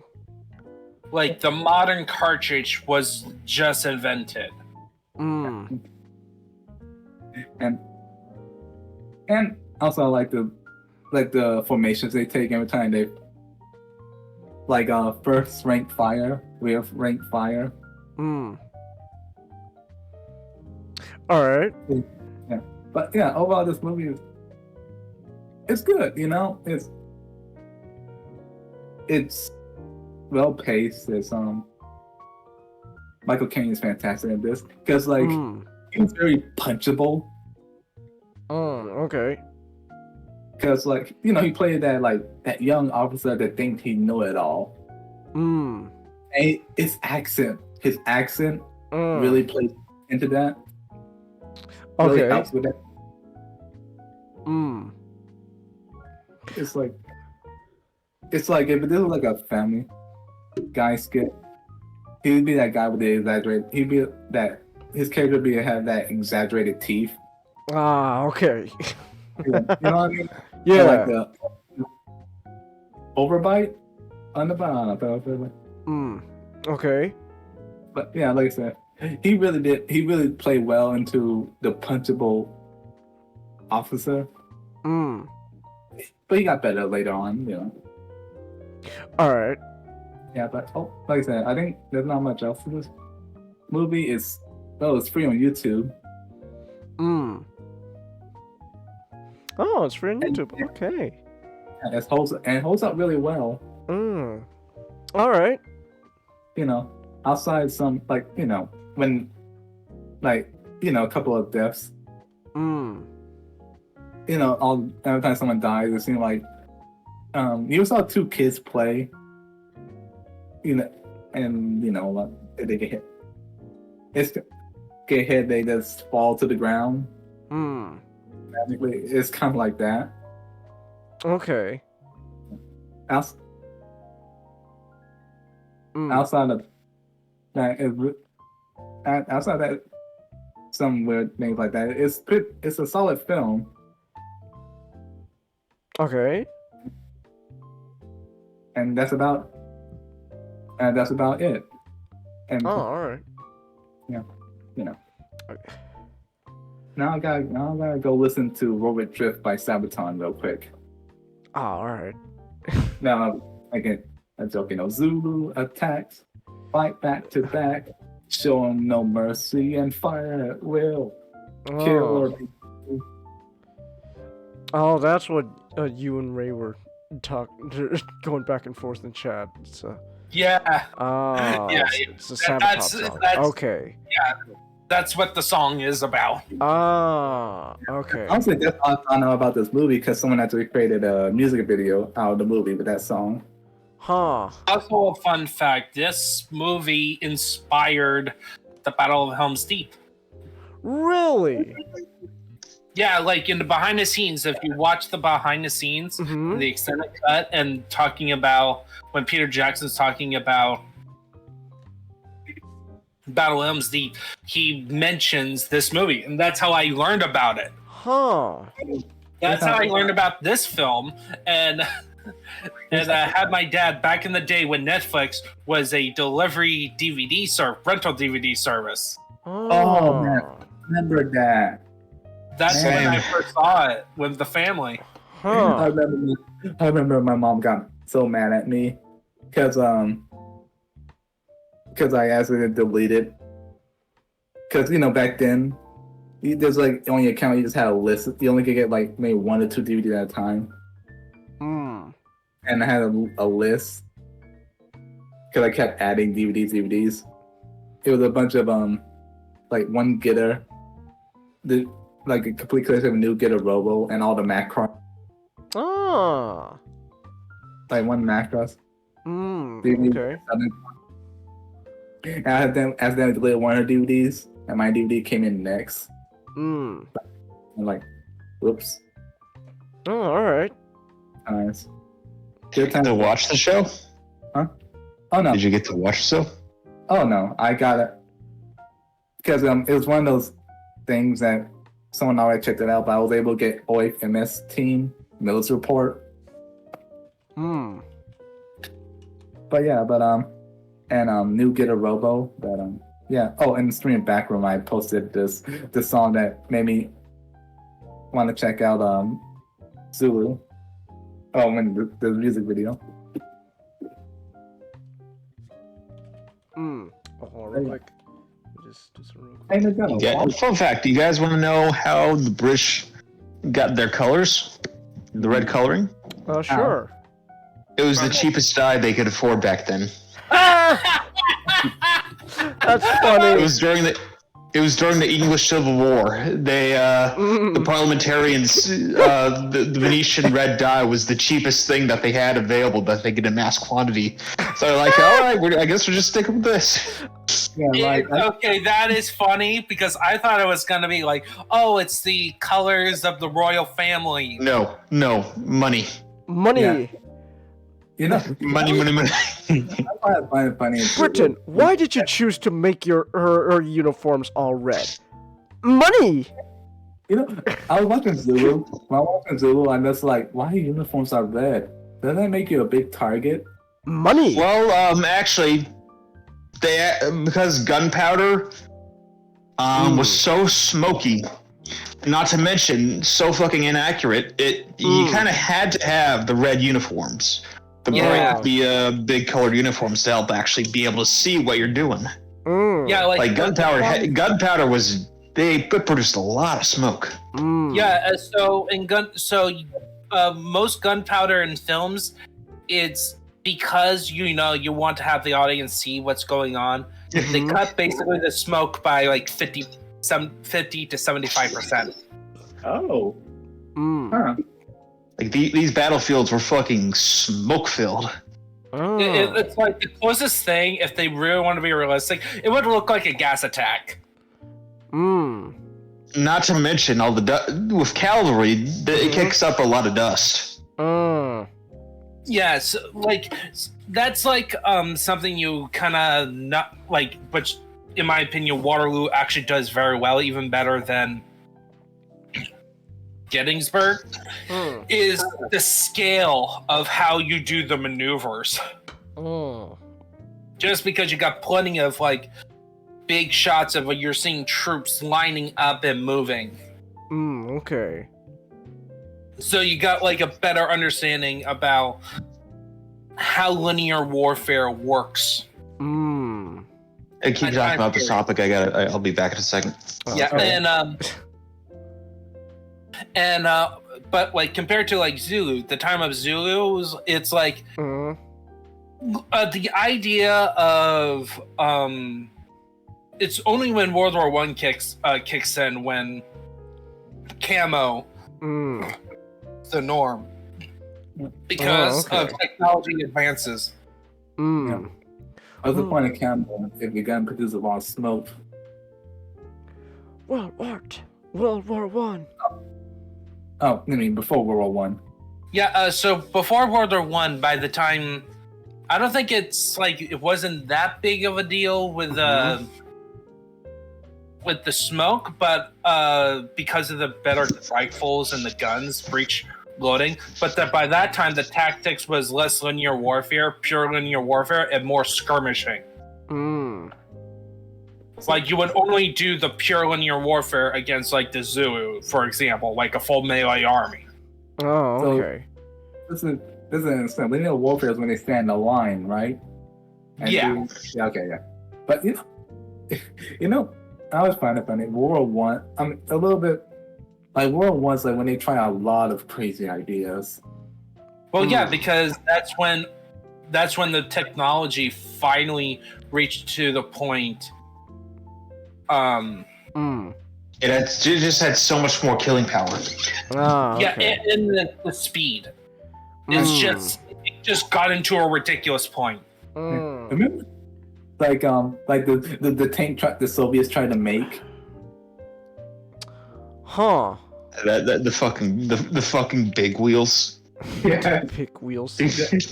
Hey, You should see, and that you know those giant fucking bike wheels. I call that? I call the killer tricycle. Okay. I'm gonna see if I can find it. Oh, here it is.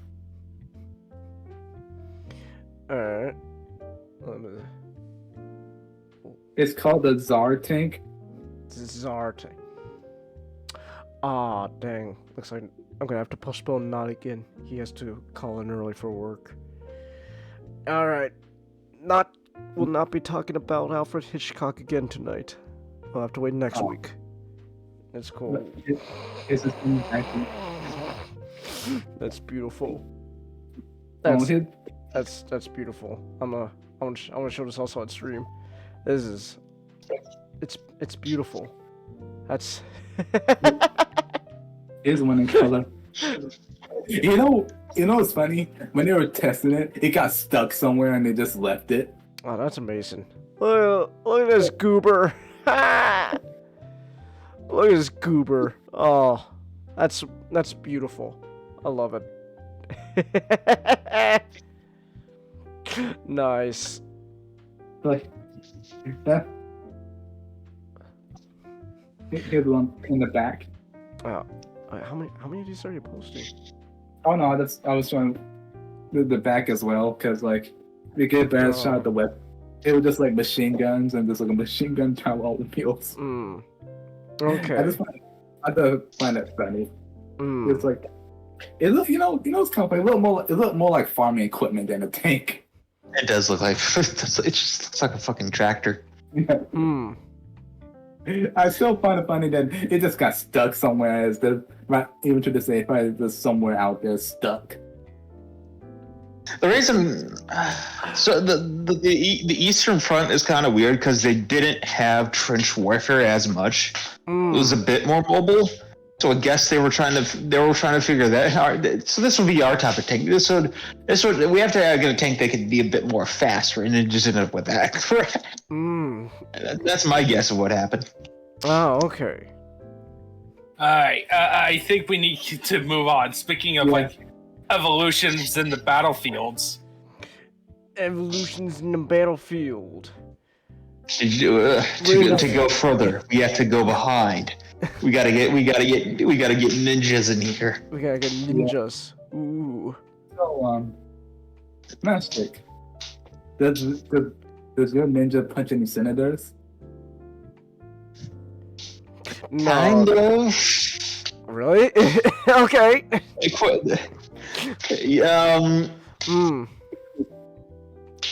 I'm gonna sneeze. Alright. Nope. Oh, okay.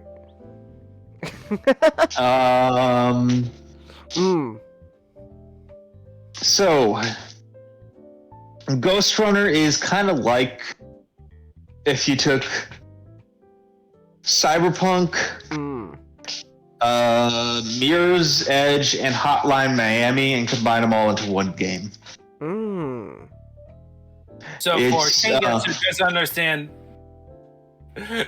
any of those games. Okay. Do you know what? Okay, I know you guys. I know everybody knows what Cyberpunk is, but do you guys know Mirror's Edge and Hotline Oh yeah, Miami? I played the first game.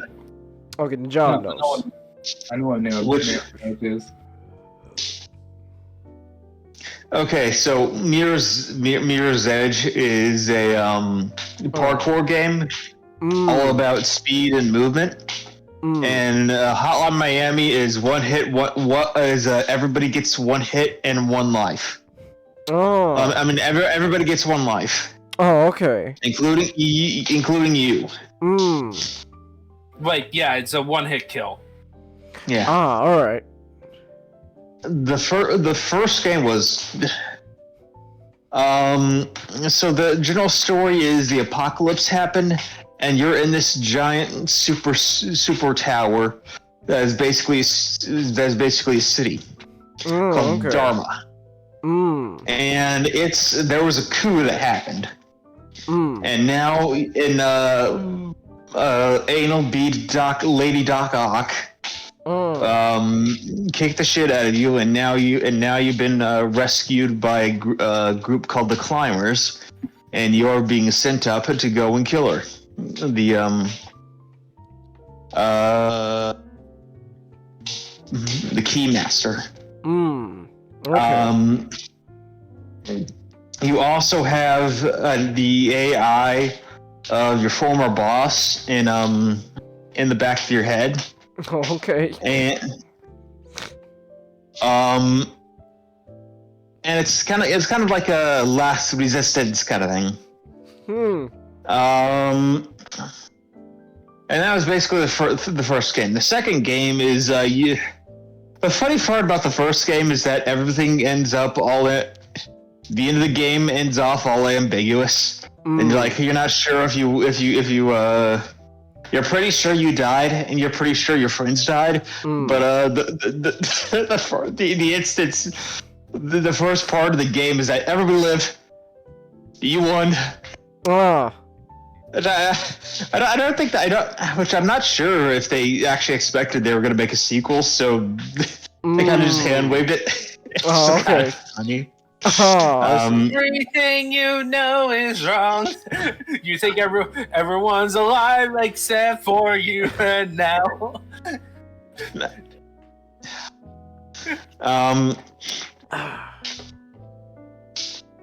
And now you're dealing with the prototype Ghost Runners, and they're coming in. They're doing stuff. Ghost Runner is a. I remembering it being way harder than I played with Ghost Runner 2. I play. There were some parts in Ghost Runner 1 that I want to fucking throw my fucking. You just break my controller. You just want to break stuff. Ghost Runner is a game that is 99% of the time completely fair. So what you do is your fault. Okay. But that 1% of the time, I want to fucking throw my PC out a window. Okay. There's one specific two specific segments I remember that I fucking hate. But we're not talking about that.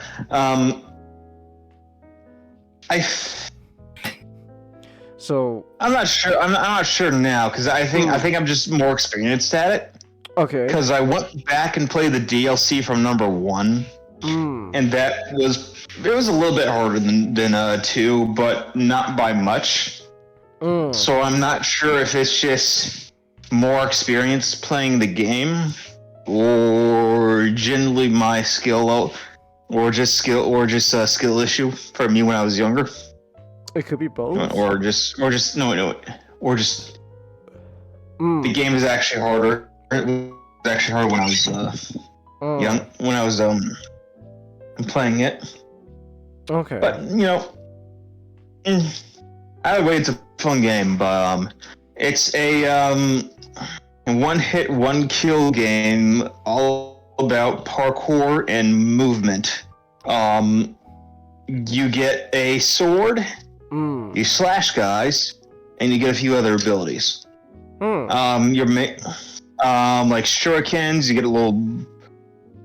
I don't remember what you had. I don't particularly remember what you had in the first game.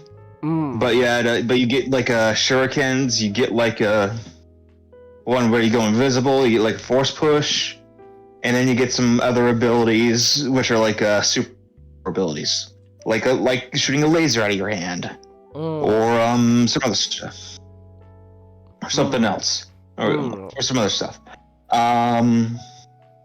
It's very simple yet very effective, and the big complexity is the movement.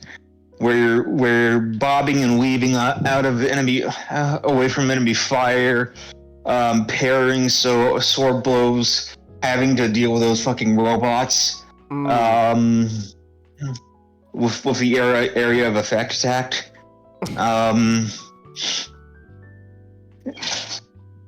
You're getting jumps and dashing and slashing. It's really smooth and really fun once you get into it. The arenas can be pretty complex and stuff like that. With the layout and you're trying to figure out the best route because you'll be doing a lot of dying in this game. But that's kind of the point because the checkpoint system is very forgiving. And it kind of has to be because you only have one life. Okay.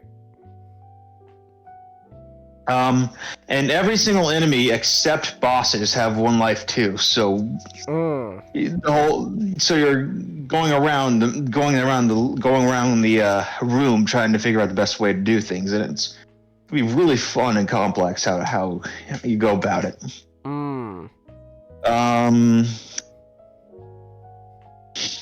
The bosses are all right, and not the greatest thing in the world, but they do their job. And the parkour is very fun. You got wall running, you're bouncing around. You're using your abilities as well. You got the grapple hook.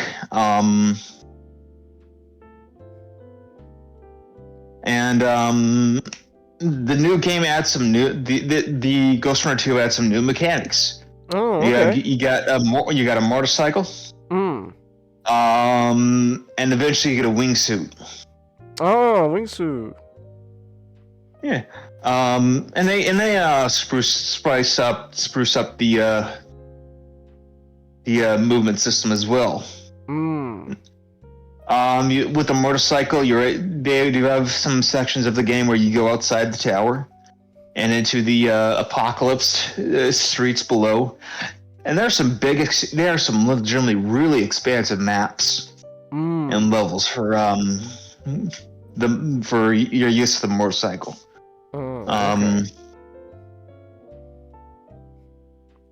But this is a very challenging game, but it's a really rewarding game once you get into it. Do you guys have any questions? Was the story well written? I'd say so. It's not particularly amazing or anything, but it's solid. It does its job. Okay. It's not going to be blowing you out of the water, but it does. It's clearly the gameplay is the focus here, and the story's just there to set it up. But it does its job. Oh, all right. It's like Doom, where the story's not really the main attraction of the game. It's a little bit. From what I played of Doom, there's a little bit more than Doom. There's a lot more at least in 2, there's a lot more characters involved. Okay. Because I remember I played Doom 1 and I just did not give a shit about the story. And this one, I'm at least paying a little bit of attention. Okay.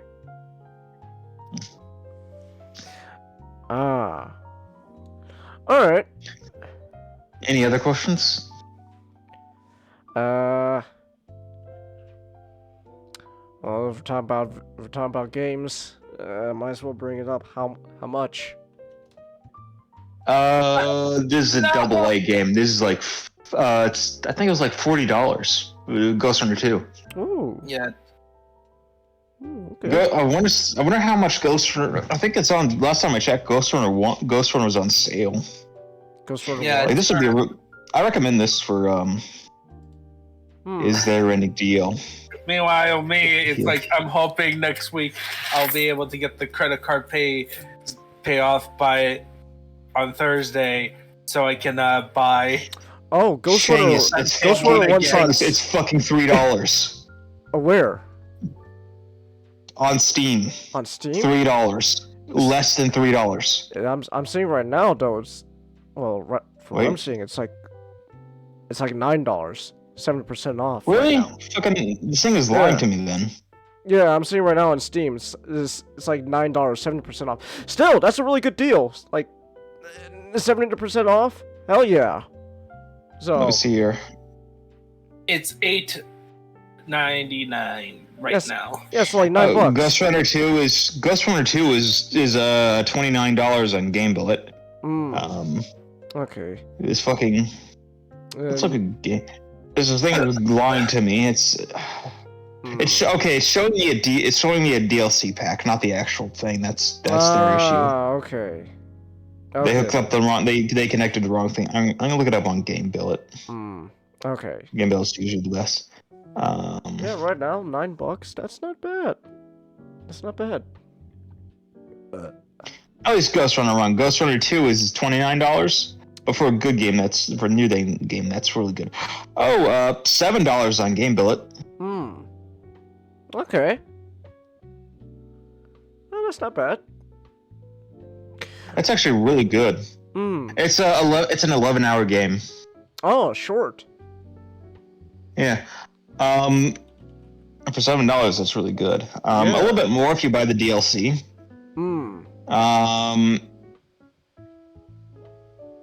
Ghost Runner 2 is about the same amount. Okay. I mean, hell yeah. So I'd recommend it. Yeah. I'd definitely recommend it. Yeah, these are pretty good prices. Hell yeah. All right. Game Billet. Ghost Runner. Yeah. All right. Yeah. Let's go. I'm gonna get Ghost Runner right now. The first one at least, since it's pretty cheap. So, I'm gonna get it right now. Fuck it. Give me this.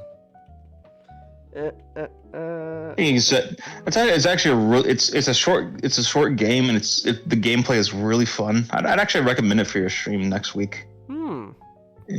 I know you got to do something other than RPGs. Yeah, that's true, but it's alright. I don't mind RPGs. Okay. Oh yeah, I didn't tell you, Changus. The reason I'm gonna get MK1 again because I got an Xbox Series S. That means I can actually download the game onto a better comp and run it better. Oh, okay. Unfortunately, I have to buy it again. Wait. Just check something. Ooh, that's inaccurate. Well, and doing RPGs isn't going to do any favors to me. Here we go. Doing lunchroom for all of them, if I remember correctly. All right, there we go. I just got Ghost Runner 1. Hell yeah. All right, cool. I got Ghost Runner. This should be fun. All right, so let's see. Yeah, okay. How long is Ghost Runner 2? Wait, how long or how? How long? Like hours? It took me the same amount of money, 11 hours. 11 hours? But yeah, that's how much it took me. For some reason, when I looked up online, it was taking people like 15 hours or something like that, but it took me 11.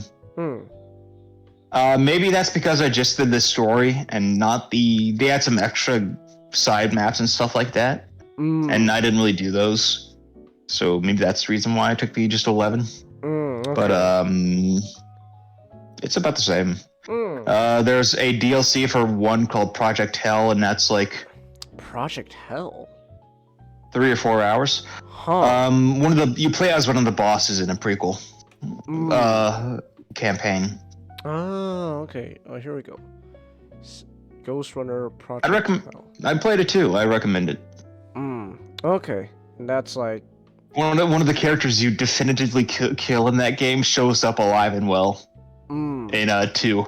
They're really liberal about it. Oh, okay. About bringing back dead people. Oh, here we go.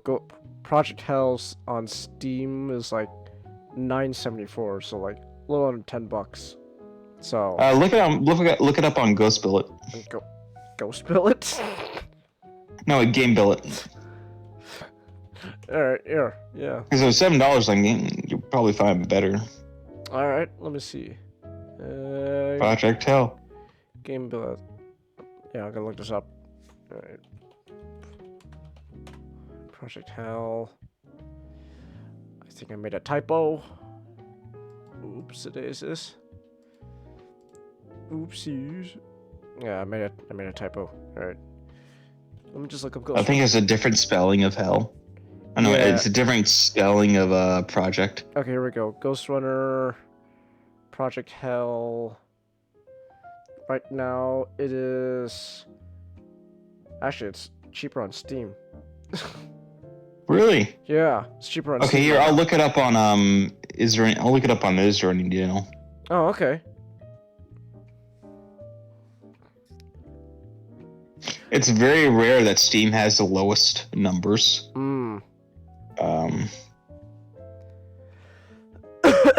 Oh, excuse me. All right. Let me see. Here, I can check myself. Is there any deal? Let's see here. I keep forgetting it's an alternate. Yeah. I'll just go. Okay, here we go. Ghost Runner. Okay. Ghost Runner Project Hell. What we got going on here? Right now, the lowest is. Yes, is Steam and GOG. They're tied together along with Humble Store. Okay. Yeah. Well, if you like Ghost Runner Run, you can get the DLC. Okay. Yeah. That seems fair. All right. Wow. The regular price for DLC is like $15. It's a bit pricey. Compared to the main, I'd say it's worth it, but you do have to consider that the main game is so like base main game is so cheap compared to regular games. It's kind of funny that they're chucking the DLC a bit up there. Okay. Like, I can imagine other studios would take that and make it like over $20 or something like that DLC. But I'd say it's worth it. It was a fun ride. All right. Well, you said so. Like you said, this in this game you have like one life. How forgiving is this again? Very forgiving in terms of checkpoints. Okay. It's what I saw of Matchstick's gameplay. It's pretty much like a Prince of Persia game. It's room by room. Yeah, it's trial and error. It's trial and error gameplay where essentially you are expected to fail because you're expected to complete a task perfectly, but in return you get you'll be responding to like the beginning of a section when you die. Okay. Or like the parkour or in the case of Prince of Persia, you get a rewind mechanic. Oh, okay. All right. Neato. There's this one parkour section I want to fucking throttle developers for putting in there. Oh. It's the very last one. And I get, it's supposed to be the ultimate culmination of tests, but I remember when I played that years ago, I fucking hated it. Okay. It's probably not as bad as I'm making it out. Alright. I did play Ghost Runner 1 though, only like I played it when it came out. When did it come out? Ghost Runner? That was like 2020. So like 3 years ago. Yeah, like 3 years ago. Well, I'll explain it. It came out right before Cyberpunk. At least, I mean, that actually good game come out. Not a bug. Oh yeah, there are some bugs that I encountered. Okay. Ghost Runner 2 has a bit of a loading issue that you kind of it only happens when you first encounter these sections, but you kind of go faster than the game can properly load in stuff sometimes. So you kind of have to wait there for a bit while some stuff loads, and sometimes I got this. There was this issue once where they did not load any enemies in a section, and you have to kill them all to open a door. So I had to restart the whole level. But that's only an issue. Like sometimes it would load in enemies pretty like it wouldn't load in and it would not load in any enemies. But it only got that bad once. Okay. But this is Ghost Runner 2. Ghost Runner, I played Project Hell for the first time recently. Right after playing Ghost Runner 2.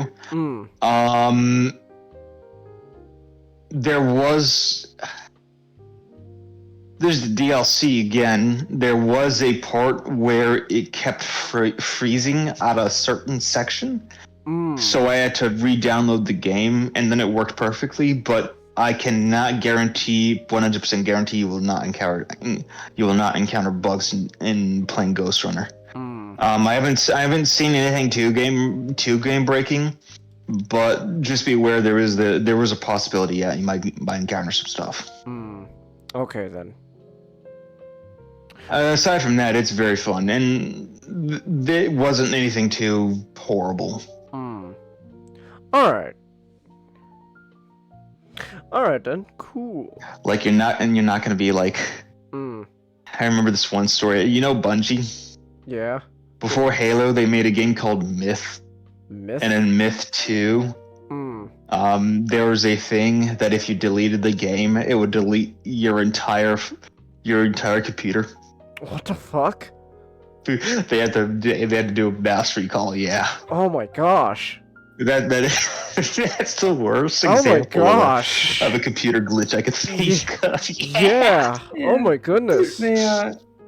They made a joke out of that where they said they captured the guy responsible and turned him into some abomination that then ran their forums for a little while. Huh. Okay, interesting. Still, that's a hell of a bug there. Good Bungie had to buy everybody new computers. We are very sorry. They probably had to buy a new computer at least once. We are very sorry. Here, we'll pay for your new computer.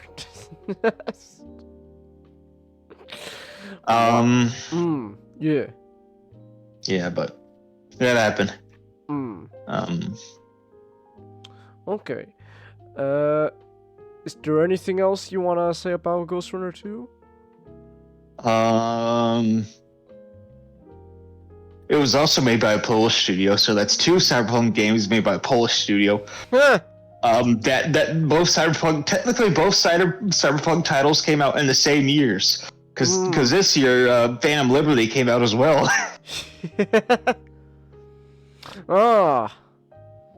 Nice. Alright then. I still need to play Cyberpunk. Well, you got Witcher to do first. Yeah, but that's true.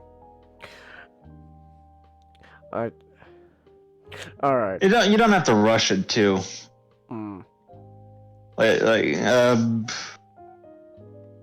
I played Cyberpunk, and the hype did not live up to the game. The game did not live up to the hype. Yeah, but I had a particularly glitch-free experience. Oh. I used the PC. Oh. And I still encountered bugs, but it wasn't like game breaking or anything.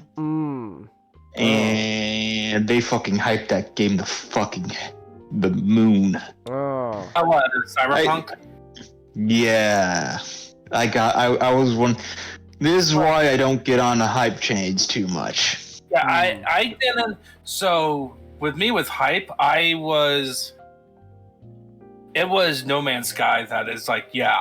No Man's Sky. Ooh. I'm so sorry. Oh, I did well, not both... play No Man's Sky. No, here's the thing. I did not play No Man's Sky. I knew it was going to be bad. Huh. I didn't. I thought it was going to be good because I played The Witcher 3. Well, and I was No like, Man's Sky, not Cyberpunk. Cyberpunk, I was like, I didn't care at the time. Care? Okay. Ah. I thought after playing Witcher 3, I thought Cyberpunk was going to be the second coming of Christ. Something like that. It was okay. It was okay. It was a good RPG. Well, it Fucking was disappointment, but it was a good RPG. Ah. I honestly need to go back and finish my second playthrough so I can play Phantom Liberty. Like, Cyberpunk in mind is one of those games that I want to play again. I don't. I'm not interested in. You're not. I'm all Cyberpunked out. Well, not really. I'm all Cyberpunk 2077 out.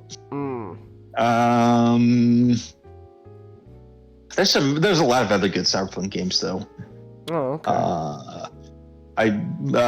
Shadowrun. That's a game. That's a game to play sometime. I fucking played the fuck out of them. Ah, all right. I think it took me like 3 or 4. I put like shit. It was like 3 or 4 days, and I put 40 hours into it. Oh, okay. That was probably the densest playtime I played of playing. It was Shadowrun Hong Kong, and I fucking love that game. Okay. I should revisit it sometime.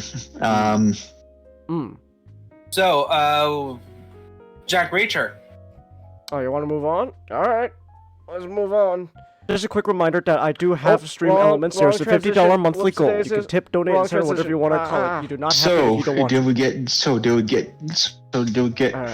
3 foot 3 Tom Cruise to play giant Jack Reacher? No. The whole point of Jack Reacher is supposed to be he's fucking tall. He's just fucking like gargantuan man who's. But I will say though, I'm gonna be honest though. I've seen at least the first Tom Cruise Jack Reacher movie, when it was just like it's Jack a good Reacher. movie. It is. It's really good. Honestly, Tom Cruise. Okay, here's the thing. Like Tom Cruise, he actually pulls off a really good Jack Reacher. The only problem is again he's fucking tiny. Like okay, Tom Cruise is actually not that tall. Like we make fun of his height, but he's actually not that tall. Not that short. He's probably taller than me. He's like. He's in like the 5. Well, to be fair, you know what you are. Yeah, that's true. I'm just 5'4" Asian dude. Tom Cruise is not a tall. Tom Cruise is compared to your average guy, not that tall. I just looked up. He's 5'7". So he's not that that short. Below average. Yeah, below average. I'm way below average. I'm 5'4", so. But you're pretty tall for Asians. I was joking. Yeah, but besides the height issue, Tom Cruise, he's a really good Jack Reacher. But Jack Reacher is the whole point of him is he's this 6'5" gargantuan gorilla. Who can literally with a fucking barrel chest with a barrel chest. Exactly. You can throw barrels like Donkey Kong. Yeah, like this dude is straight up just a gorilla. But that's the whole point. He's this gargantuan gorilla who, at first, your first glance is, well, yes, he's intimidating, but also you think, oh, he's just this, buff muscle jock. But no, he's like. He's also like at the same time. He's Gigabrain. He's like it's like if you're. He's like doing push-ups with just his pinky, and he's like has this like giant math textbook in his. It's like if you put the brain of. It's like if you take Sherlock Holmes and you put his brain inside the body of like some pro. Batman. Like some pro wrestler. I was like, oh my gosh, you would not think this man is as smart as Sherlock Holmes, but he is, and that's the whole point. That's the whole point. There's like, I'm paraphrasing, but the writer was like, I read books and watched movies of heroes would struggle and struggle and struggle, and at the end they would win. And I was like, I want to see a guy that would just win the whole time. Is that really it? He was in control of every situation he was in. That's amazing. I'm paraphrasing, but that's about what he said. Wow. That's actually really fun. That's actually pretty fun. It's like, oh my goodness, he's so but yeah, so there's been other interpretations of Jack Reacher before. One is obviously, the Tom Cruise movies. And again, the first Tom Cruise movie is actually pretty good. This is a Amazon original TV series. It's just called Reacher, and it is another adaptation of the Jack Reacher her book series. The first season is based off of the first book, The Killing Floor. Admittedly, I have not read the Jack Reacher books. So I have read a Jack Reacher book, but I have been told by I know my dad and both my grandfathers have read a lot of Jack Reacher books, and one of my grandfather gave me a book that was apparently written by his son, and my other grandfather, my dad, were like, "Yeah, this is one of the bad ones." Oh, I thought it was okay. So, I'm actually looking at my dad gave me a different Jack Reacher book, The Midnight Line, and I have not gotten to it. Oh, okay. I'll get to it later, but yeah. But it's like, you were saying? No, I was just saying I haven't read the Jack Reacher book, so I don't know, like how accurate the series is to the book. So I'm not really here to talk about accuracy. I will say though, amazing thing about the Jack Reacher series so far is the guy, he's still writing the books to this day. It's not only him, it's his son as well. Son. Yeah, but the Jack Reacher book series is still ongoing. So like, and plus I do know that like the guy was Lee Child. He was he was like an executive producer for this series. So he was very hands-on with this series in particular. And I think I know the second season of Jack Reacher that will be coming out soon is gonna be based off of it was Bad Luck. Are they? Oh no, go ahead. Okay. Are they having two? I know the books aren't too long, so are they doing like multiple books per season? I think so far it's just one book per season. Oh, okay. Yeah. Are the season's not very long then?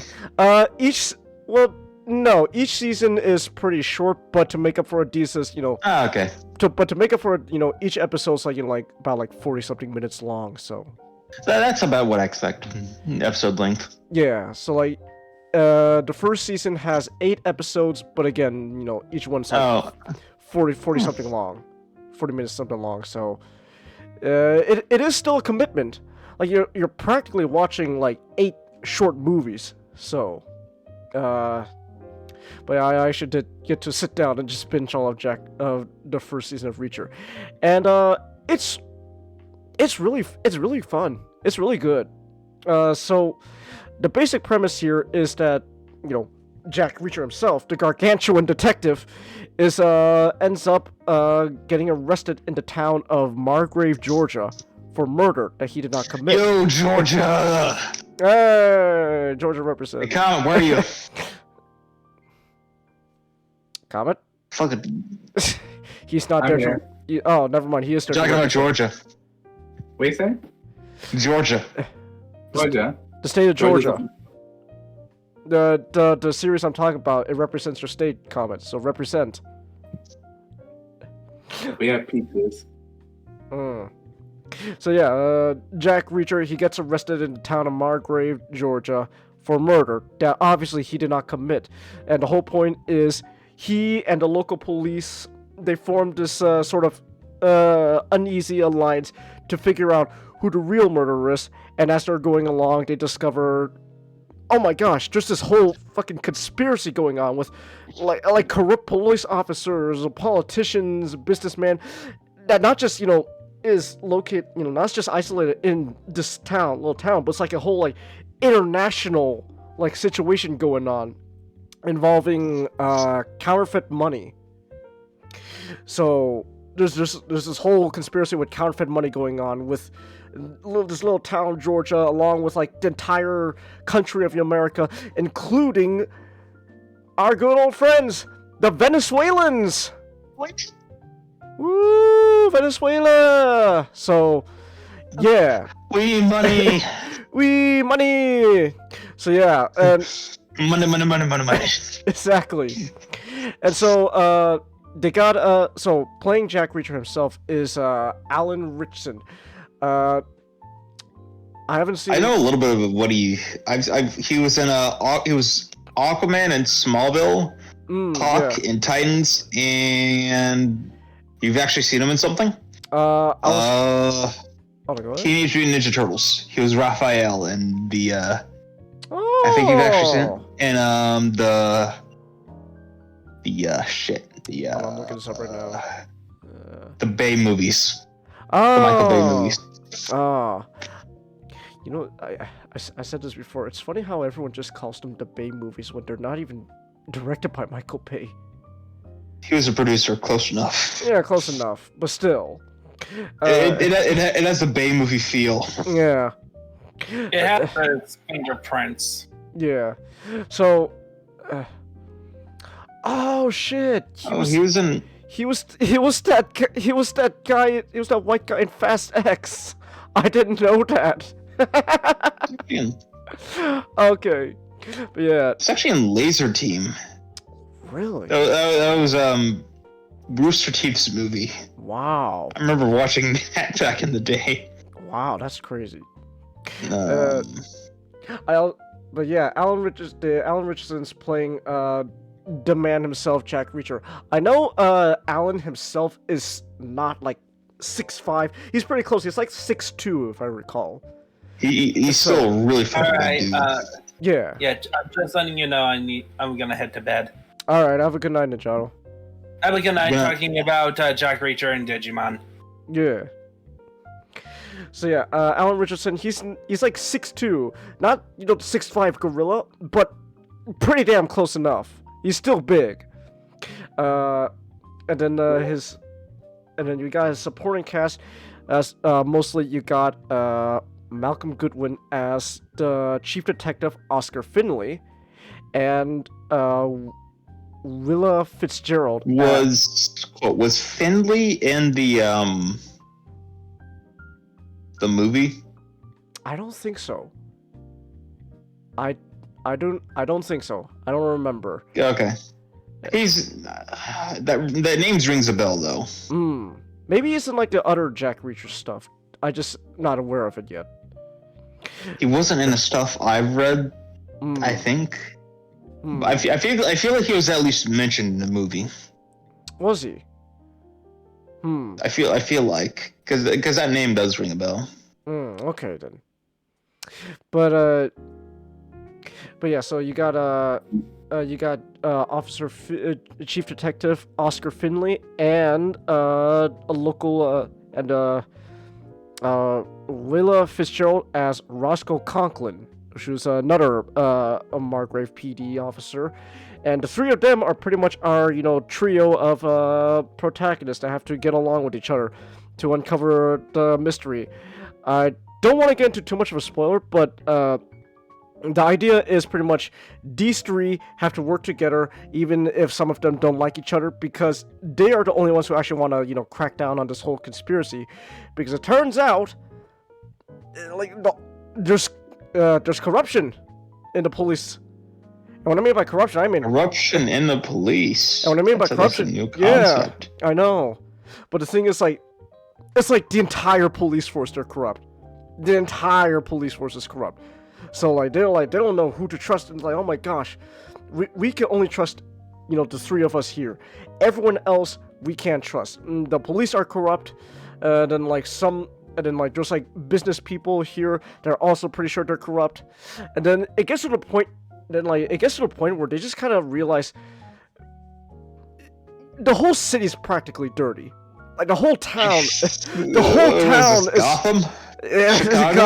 I don't know, but like it gets the whole town's like pretty much dirty. They can't trust like 99% of everyone in the town. Like they don't know who to trust except the three of them. There are some good people, but most of them are like we don't know who to trust. So this city is disease right to the core. There's no safety net. We gotta tear it from the roof. Tear it all down. Burn it all down. Nah, it's not like that. But it's like it.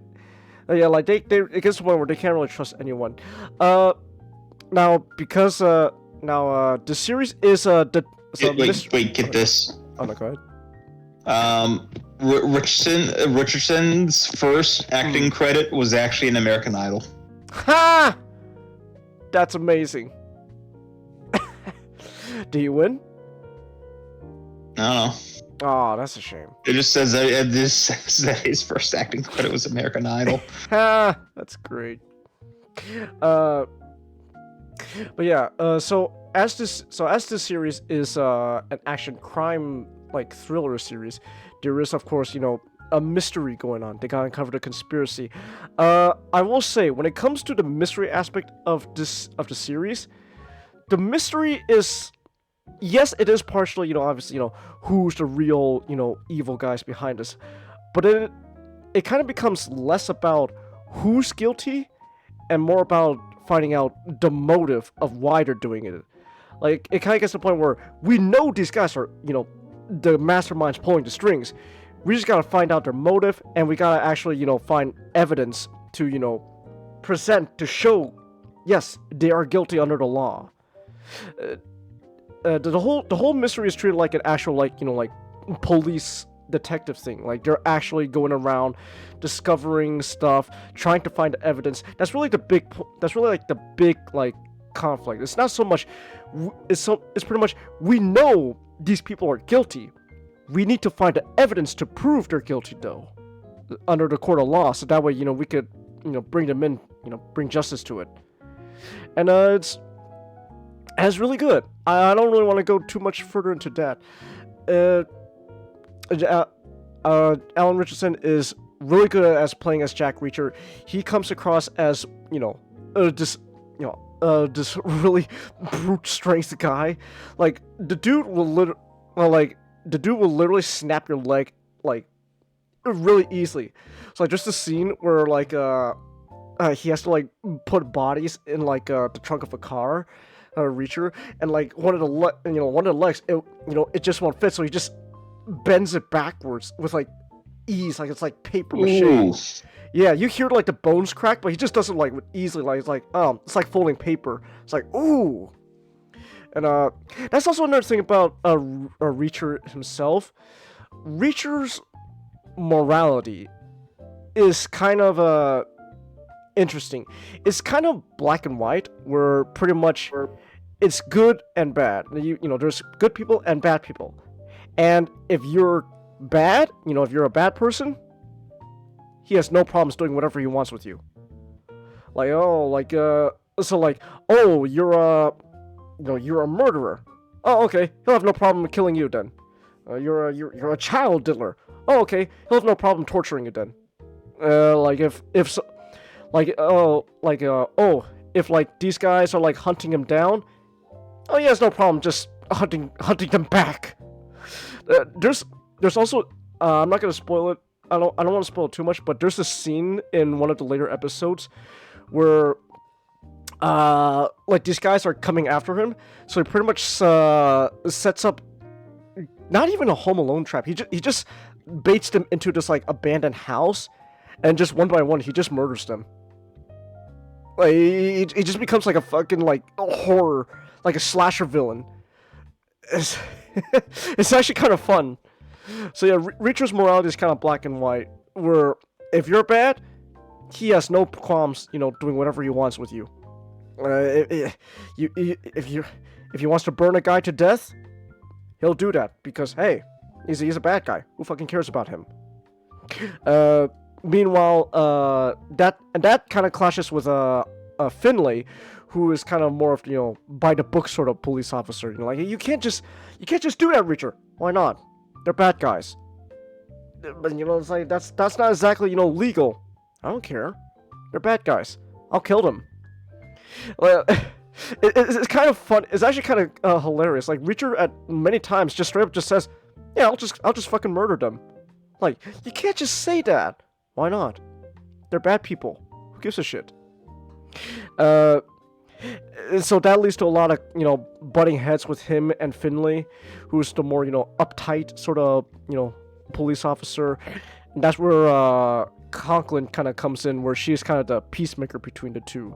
She does end up kind of being the the romantic interest for Jack Reacher, and so there's that.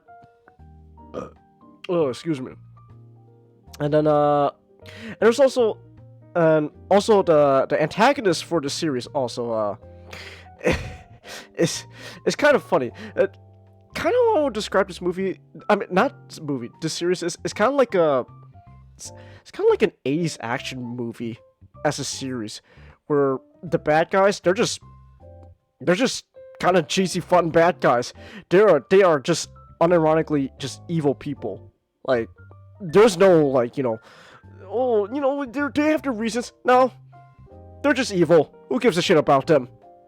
Which kind of helps which kind of helps you root for Reacher, because like these are just unforgivable people. Well, yeah, then you kind of just end up agreeing with Reacher. Yeah, we have no problems doing whatever. No, I have no problem seeing how he take care of these guys. They're bad guys. There's nothing irredeemable about them. Who gives a shit?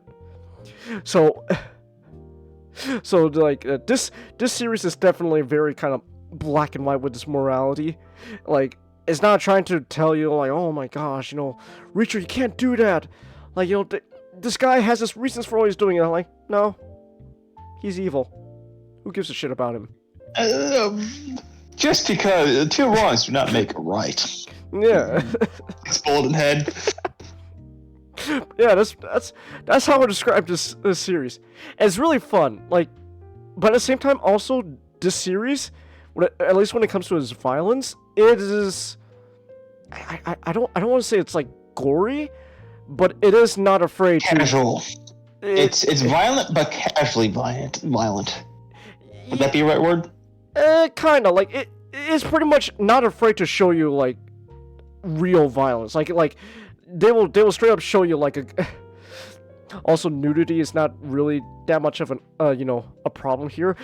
Nudity is not like prevalent in the series, but like there is like this scene where you see this guy's wang just out right in the open, like, oh, that's a guy's wang. It's not it's not like Invincible or Gears of War where the gore is kind of the point, half of the point. Yeah. But it just shows it when it needs to be there, when it would be there. Exactly. Oh, you want to see a guy missing testicles? There you go. It's like, oh, wow. Oh, okay then. So, hey, you want to see a guy like, Jack Reacher like literally gouge out a guy's eyes? There you go. It's like, oh. Jack, he was a man with good reasons for what he did. Shame. Yeah. Shame. Oh man, this guy's body's not fitting in the trunk.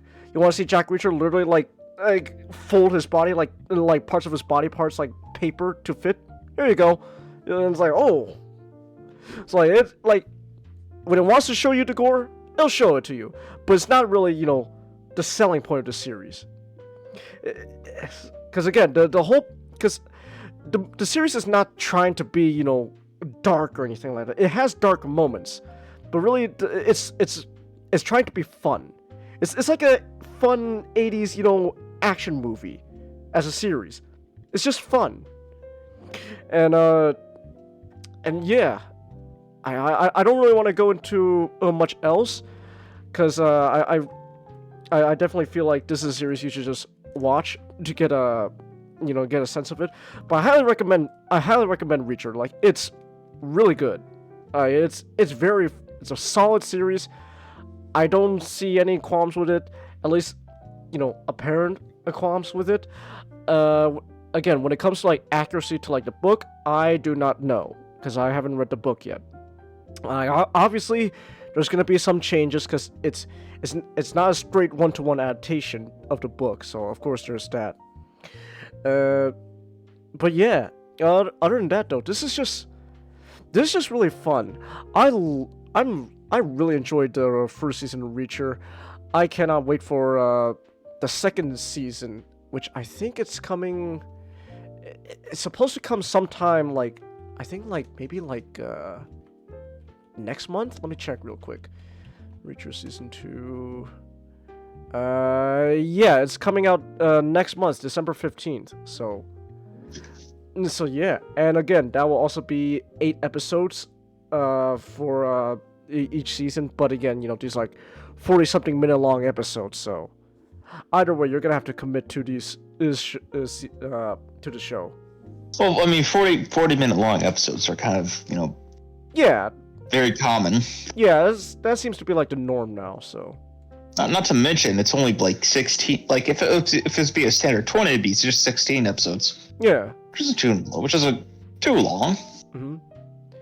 Seems like a bit of a below average sized TV show. Hmm. Yeah. Or below average. I guess average just in general. Yeah. Now Isn't Jim from The Office in this? No, you're thinking of Jack Ryan. You're thinking Jack Ryan. Yeah, I have talked about Jack Ryan. The other JR. the other Jack. The Jack Ryan series is also really fun. But I will say though, the Reacher series though is very fun. Like Jack Ryan series is good. Reacher is also pretty good. Kind of both sides of the same coin, I guess. Something like that. I do. One. Well, one's like what you won't find in Jack Reacher, you'll find in Jack Ryan. Yeah. And vice versa, kind of thing. Well, those are kind of going for two different things. Like Reacher is just Yeah, that's kind of the point. They're just this. It's just this. Yeah. Reacher's an action crime series. Jack Ryan is more of a political thriller. So. Yeah. But both series are on Amazon Prime Video, so that's how I watched this series. Of course, there are other means of watching the series. Not gonna stop you. Like, hey, there are other ways to watch it. But me personally, because I have Amazon Prime, yeah, I watch it through Prime Video. So, but yeah, that's really all I gotta say about Reacher. It's really fun. I love Reacher. It's really fun. I highly recommend it. So yeah. Moral story. Second season's coming out next month. Go watch it. So yeah. All right. So speaking of recurring series, it's time. Oh my gosh. So since Nat's not here, we can move forward to our last topic of the night. Oh my gosh, SGD's back. And it's about Digimon again! Woo! Digimon! Alright. So, SGD, are you with us? My burgers. Wait, that's not a greeting. Alright, so it's another Digimon series this time. So what's this one about? So Digimon Dreamers is a manga which is written by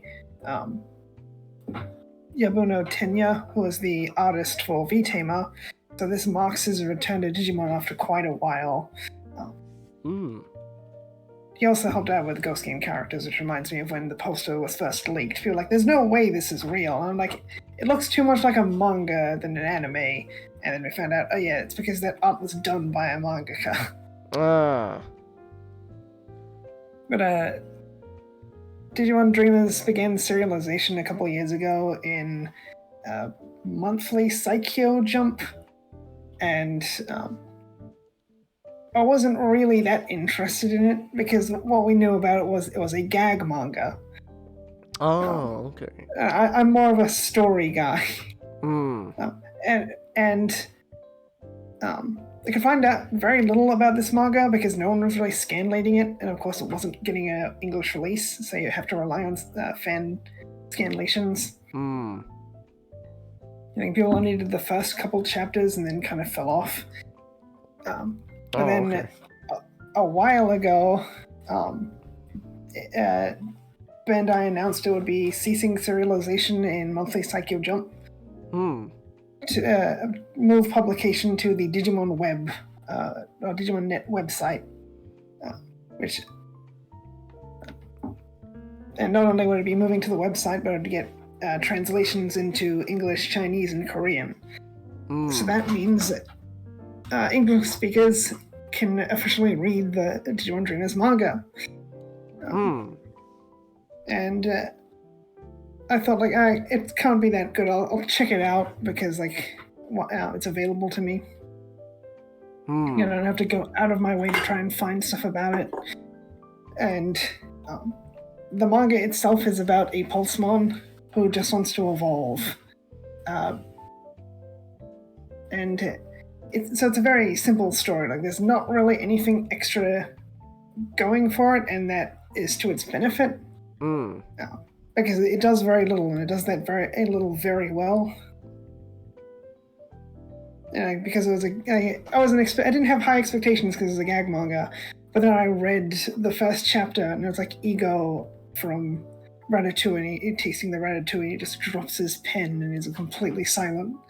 Like, wow, this is really good. I haven't read something this good and this short since I read the first Spider-Man story. And one funny thing about when I was reading V-Tamer, because V-Tamer came out before Digimon Adventure, but I watched all the Digimon animes before I read V-Tamer. So Taichi from V-Tamer reminded me a lot of Taiki from Cross Wars. You know, people don't really like Taiki from Cross Wars because the first episode pretty firmly establishes him as a Mary Sue or a Gary Stu. But then they kind of, when he goes to the digital world, they kind of drop the Gary Stu aspects. And he's just a good tactical thinker. And it's what Taichi is in V-Tamer. So, funnily enough, the main character, main human character, Ritsu, reminds me a bit of Taiki at the beginning. Because when Taiki goes to the digital world, or is brought to the digital world by Shoutmon, because Shoutmon needs a human partner to digicross. But Taiki doesn't want to get involved because Shoutmon wants him to be a general in a war. And Taiki's just an all-around nice guy, so he doesn't want to fight in a war. But then Shoutmon begs for his help, and the other Digimon tell him Shoutmon just wants to be king so the war can end, and Bagramon, who's a really evil Digimon, doesn't become king instead. And then Taiki agrees to help. And Ritsu doesn't really want to help Pulsemon until the other Digimon tell him Pulsemon just wants to evolve so he can protect the village. Because Pulsemon can't evolve, and they believe it's because of a curse. So he's cursed, but with Taiki,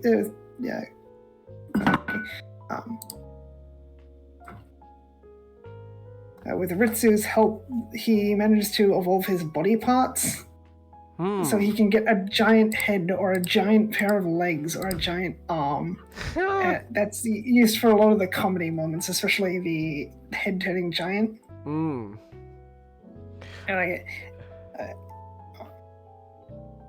because it's a gag manga, there's a lot of gags, and it is pretty entertaining. They do the big head gag quite a few times, but it's still funny every time I've seen it. And Ritsu is different among most Digimon protagonists in that he's an indoorsy type. Which is, he just wants to relax and stay at home playing video games. And Pulsemon is a masochist when it comes to training. Oh, okay. So they call him a freak for training. That was one of the first bits of stuff I could see before the official English release of Digimon Dreamers was Pulsemon telling Ritsu to shove an energy capsule up his ass if he falls unconscious. That's how dedicated he is to training. Okay.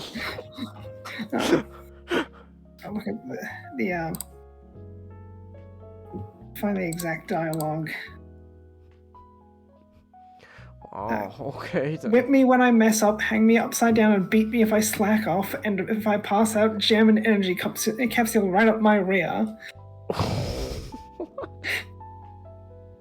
It's like him being a freak kind of pops up every now and again. Okay. And he just really wants to evolve, and he's kind of a sundry about it. Oh. Okay. And, Wait, how do you fire energy? the localization is done by Medibang, and I think they've done a pretty good job of it because not everything can be translated one-to-one, and I'm more in favor of literal translations for stuff. Because there's stuff like Pulsemon's Japanese name is Parasimon. So when Ritsu calls him Paru, he thinks he's calling him... he thinks it's a diminutive form of Pulsemon when he's just calling him Pal. So for the English localization, they changed it that he's calling him Little Pal, and Pulsemon is upset that he's calling him Little because he thinks it means he doesn't want him to evolve. And that stuff, I can't fault them for using the localized names of Digimon, because that's more of back when Bandai just really didn't care about things being accurate, or whoever they hired didn't care. It's like early 2000s jank. But it's jarring seeing Dagomon be referred to as Dragomon. I don't know how they got Drago out of Dago, because Dra is Dora in Japanese. And you have Pharesmon and not Phalesmon. Huh. And I think I noticed one or two spelling mistakes here or there. But overall, it's pretty good.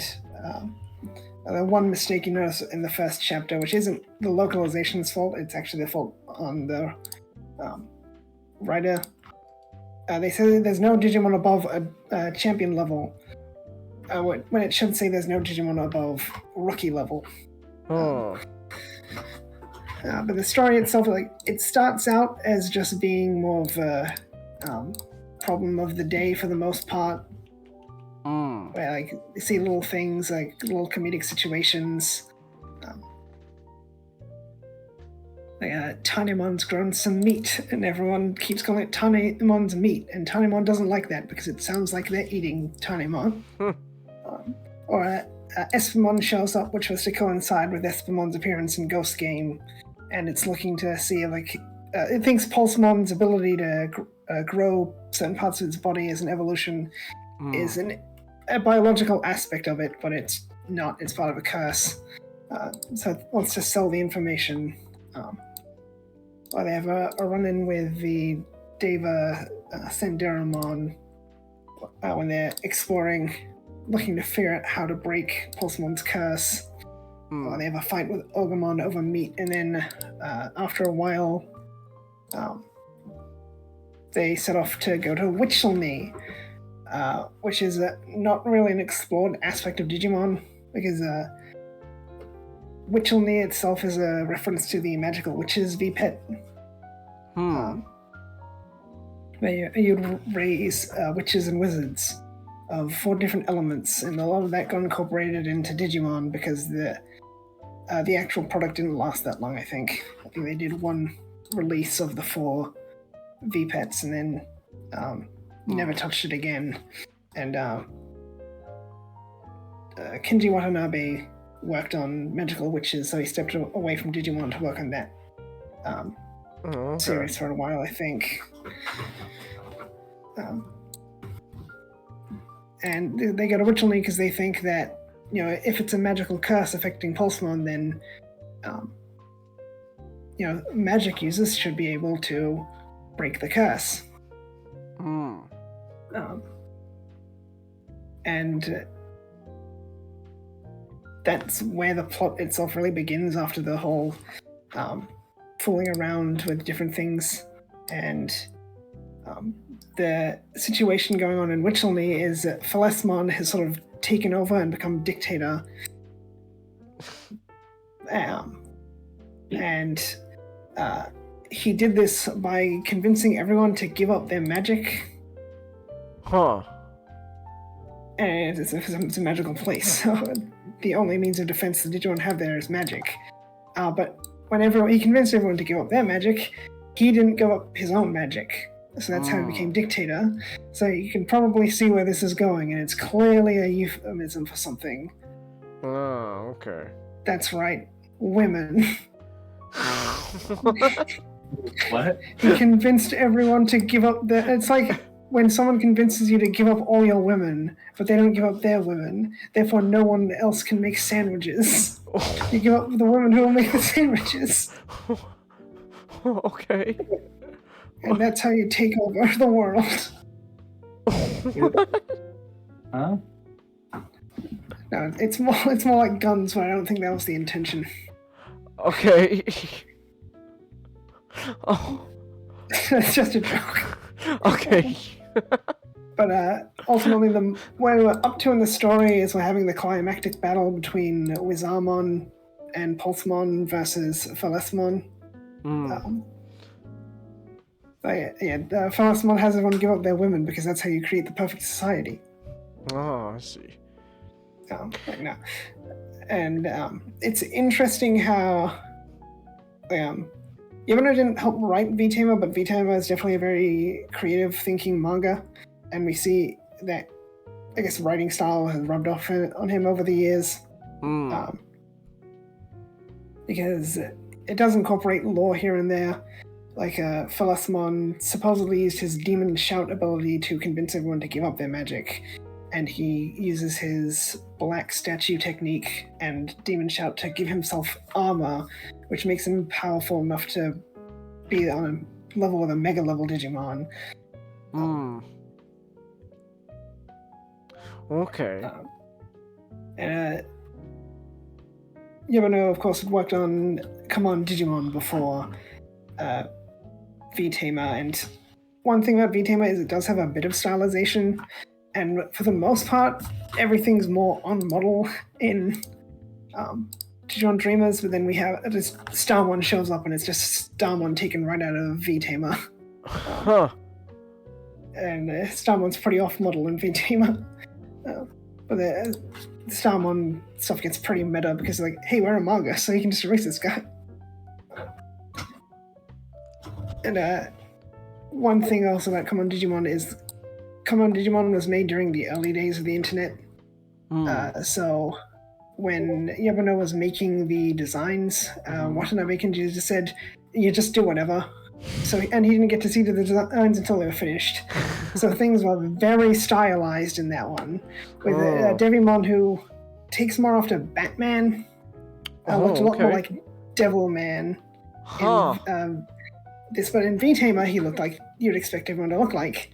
But then in Digimon Dreamers, he looks like Devilman again. Oh, okay. And it's kind of jarring.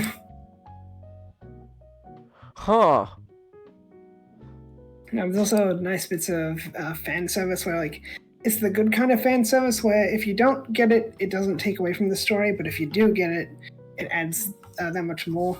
It's like we have a lot of familiar Digimon in the story. Like Leomon, Tailmon, Wizarmon, Patamon, Bokamon. Patamon and Bokamon are around for the first bit, but they get ditched when the sort of Witchelney arc begins. A neat bit of fan services, we have Wizarmon's buddies go to face Phalesmon, and they're stopped by Phalesmon's minions, Cyclemon, Minotaurmon, and Dark Lizarmon. And Minotaurmon is trying to keep everyone together and keep everyone away from Phalesmon, but Cyclomon breaks ranks and just attacks Leomon. It's like it, and in the lore, Cyclomon and Leomon don't like each other, and that's not shown nearly as much as Ogumon and Leomon's rivalry. I think the only time I've actually seen it referenced was in Cyber Sleuth, where a big hacker showdown scene, you can see Ogumon and a Cyclomon fighting Leomon. Oh, okay. So it's nice to see it here. Like, if you don't get the reference, it still works with the scene. If you do get the reference, like I did, like it makes it that much more enjoyable. Okay. And characters are pretty enjoyable and things. Oh, nice. But with the way the story is going, I think Yabano said it would be coming to an end, quote unquote, soon. Okay. Which is kind of what you'd expect of the story, because a lot of the gags revolve around Pulsemon evolving his body parts and whatnot, and Pokemon is a very different looking Digimon to Pulsemon. So are we supposed to evolve into? Yeah. Because Pulsemon was the mascot of the Vital Bracelet when it first came out, and he got an entire Digimon evolution tree dedicated to him. So they have like a few Digimon staples, like the Failure evolution, Namekamon, which then becomes. Hey, it's getting late. I'm gonna have to head out. Alright. Have a good night, Master. Guys, have a good night. Alright. Become like now the Failure evolution's always become some specific thing, like usually something like a puppet. Okay. So like Tempomon. It also has Shootmon, which is like the Mamamon or the little Digimon of the tree, and Bulkmon was the intended evolution for Pulsemon. So it's usually Pulsemon, Bulkmon, Boutmon, Kazuchimon, and Boutmon's kind of just a guy, like in shape and form. Okay. So I don't see the like you could definitely do some comedy with that. Like you have Pulsemon just have the head of a guy. But like Bulkmon's head is probably more useful for fights. Okay. So I kind of expect them to just break the curse or whatever, so Pulsemon can become Bulkmon, and that's probably the story would begin wrapping up. Okay. But unless it undergoes like a Dragon Ball level shift, and I don't mean like Raditz showing up, I mean more tournament focused. It went from a Journey to the West parody to a more serious fighting manga. So I don't see them pulling that kind of twist when they could, if they wanted the story to keep going. Okay. But I don't think they will.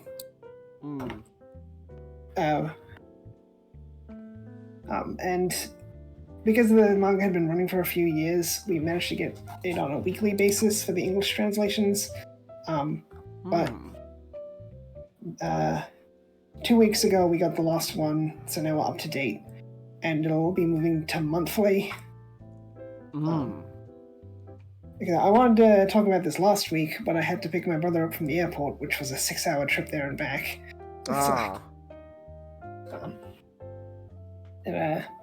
Some other references, if you know V-Tamer,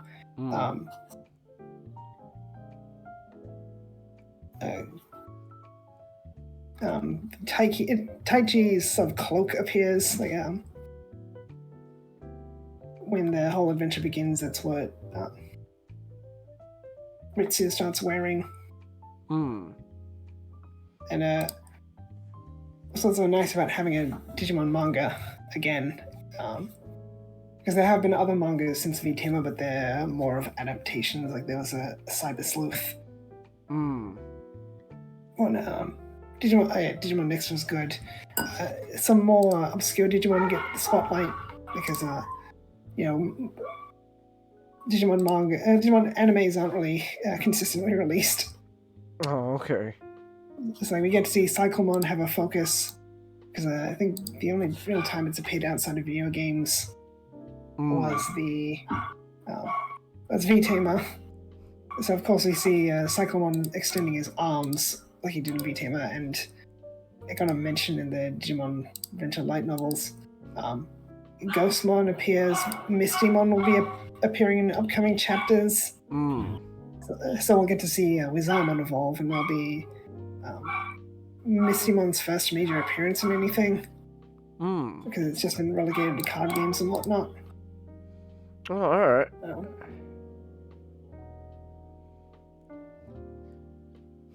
Oh, okay, nice. The chapters themselves are pretty short, so it's really easy to get through. You get through it, and it's a very smooth read because it's just entertaining. It doesn't overcomplicate itself with things. Generally, when something comes up, it just explains it. All right.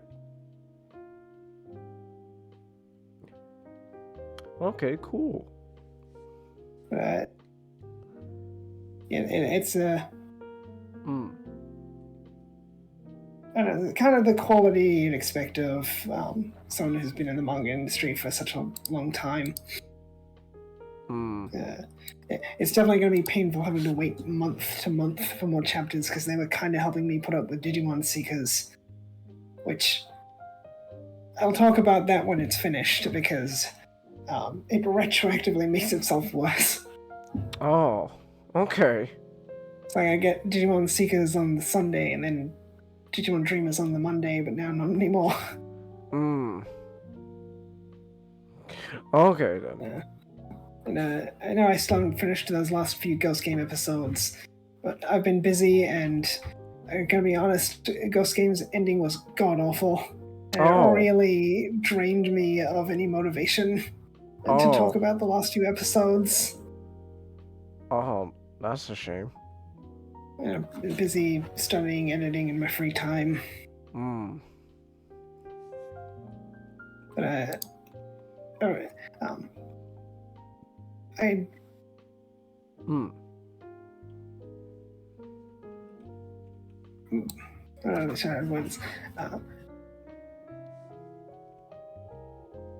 definitely hope that the Armored Philesmon form gets added into more media, because some Digimon like Chaosdramon weren't actually Digimon originally. In Digimon World 3, there's a special enemy called Chaos Overlord, I think. Okay.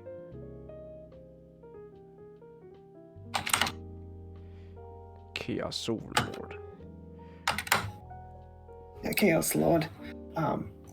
Chaos.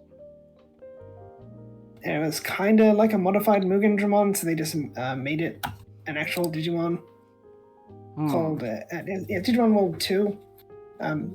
So they made that Chaos Dramon, which is canonically an upgraded Mugen Dramon. Alright. And so I did see get adapted would be nice. But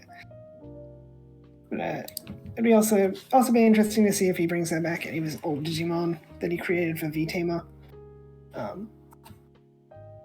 Because people believe this conspiracy theory that the creators of the V-Tamer manga own those Digimon, but they don't. And we've seen Dominimon make a reappearance in the franchise. It's been added to the reference book. It's in a B memory. It'll probably be in the card game early next year because they're doing a card game set based on Armageddon's Army, which is a Angels and Demons V-Pet.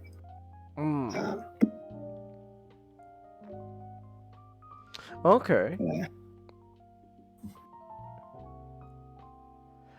Like, Ooh, excuse me. I know some people complain, like, why aren't there new Digimon being added and things? Like, that was an early complaint of Ghost Game, despite Ghost Game guaranteeing a bunch of new Digimon just from the protagonists alone. But, there's over 1,000 Digimon, so it's just nice to have some more obscure ones making appearances here and there.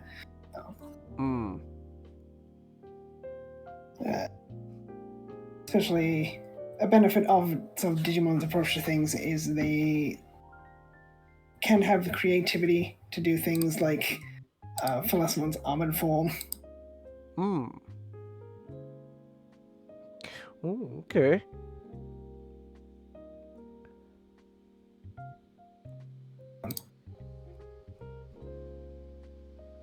Alright, cool.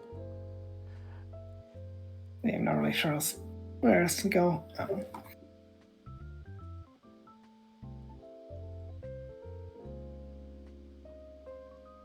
Ultimately, it is pretty easy to get into if you don't really know anything about Digimon, because it is one of those things which does explore the basics. Like, just like V-Tamer, it's established that Pulsemon is Ritsu's partner from his V-Pet. Specifically, Ritsu has a vital bracelet. Okay. Alright. It doesn't beat you over the head with information, so it goes over the Digicore existing, but it doesn't bring that up until it's necessary to bring it up. So they're Wizamon's going to use his special technique, Break Bolt or something, which I thought that heard that technique like, wait a second, that sounds like Bolt Break, which is Wizamon X's technique, and they switched the words around and called it a new technique for the original Wizamon. It says, oh yeah, if he uses that, he could overload his own Digicore. Also, Chelsea, there's a Tailmon in this, so that gives you a reason to read it. Well, there you go, Chelsea. Because Wizamon and Tailmon are usually paired up because of adventure. But this Tailmon actually contributes to the story, unlike the Tailmon from Cross Wars manga, which was literally Tailmon from Adventure. Because of course it was. Because that went into multiverse stuff. And implied that all the Digimon animes were canon to each other, but all the Digimon animes cannot be canon to each other. We even had Zero Maru from V-Tamer show up. People say the Cross Wars manga is better than the anime. I disagree. They're kind of on the level with each other. Oh, okay. I say that as someone who... I like Cross Wars, but I admit it's not good. Alright then. Unlike Digimon Dreamers, which is very good. So yeah.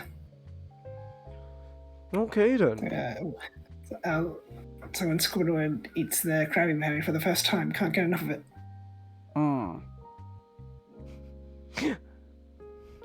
Alright. Okay. Alright, so if someone was interested in this, how exactly would they be able to, read it? It's available on the Digimon website. Oh, okay. Nice. That's where you get the reference book and notes of news and things. So you just type like Digimon Web into the search engine, click on I think topics in the top right corner, and that'll take you to a bunch of things, updating news and stuff. It'll tell you, here's Digimon Dreamers episode 20 or something, where you just click on Digimon Web at the top of the page. And that'll also link you to various topics going on. And I'll show you things like, here's Seekers, here's Digimon Partners, 02 movie card game, toys, comic awards, Digimon Dreamers, and that'll take you straight to the Digimon Dreamers page.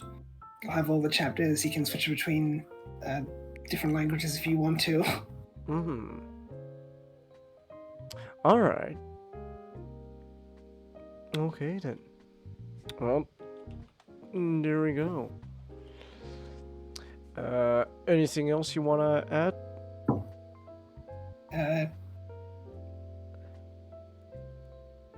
Not really, but I probably should note it says original story by Akiyoshi Hongo. Akiyoshi Hongo is not a real person. It's the pseudonym for the people who created the Digimon franchise. Ah, okay. I think the people who made Tamagotchi also use a pseudonym in the same way. Alright then.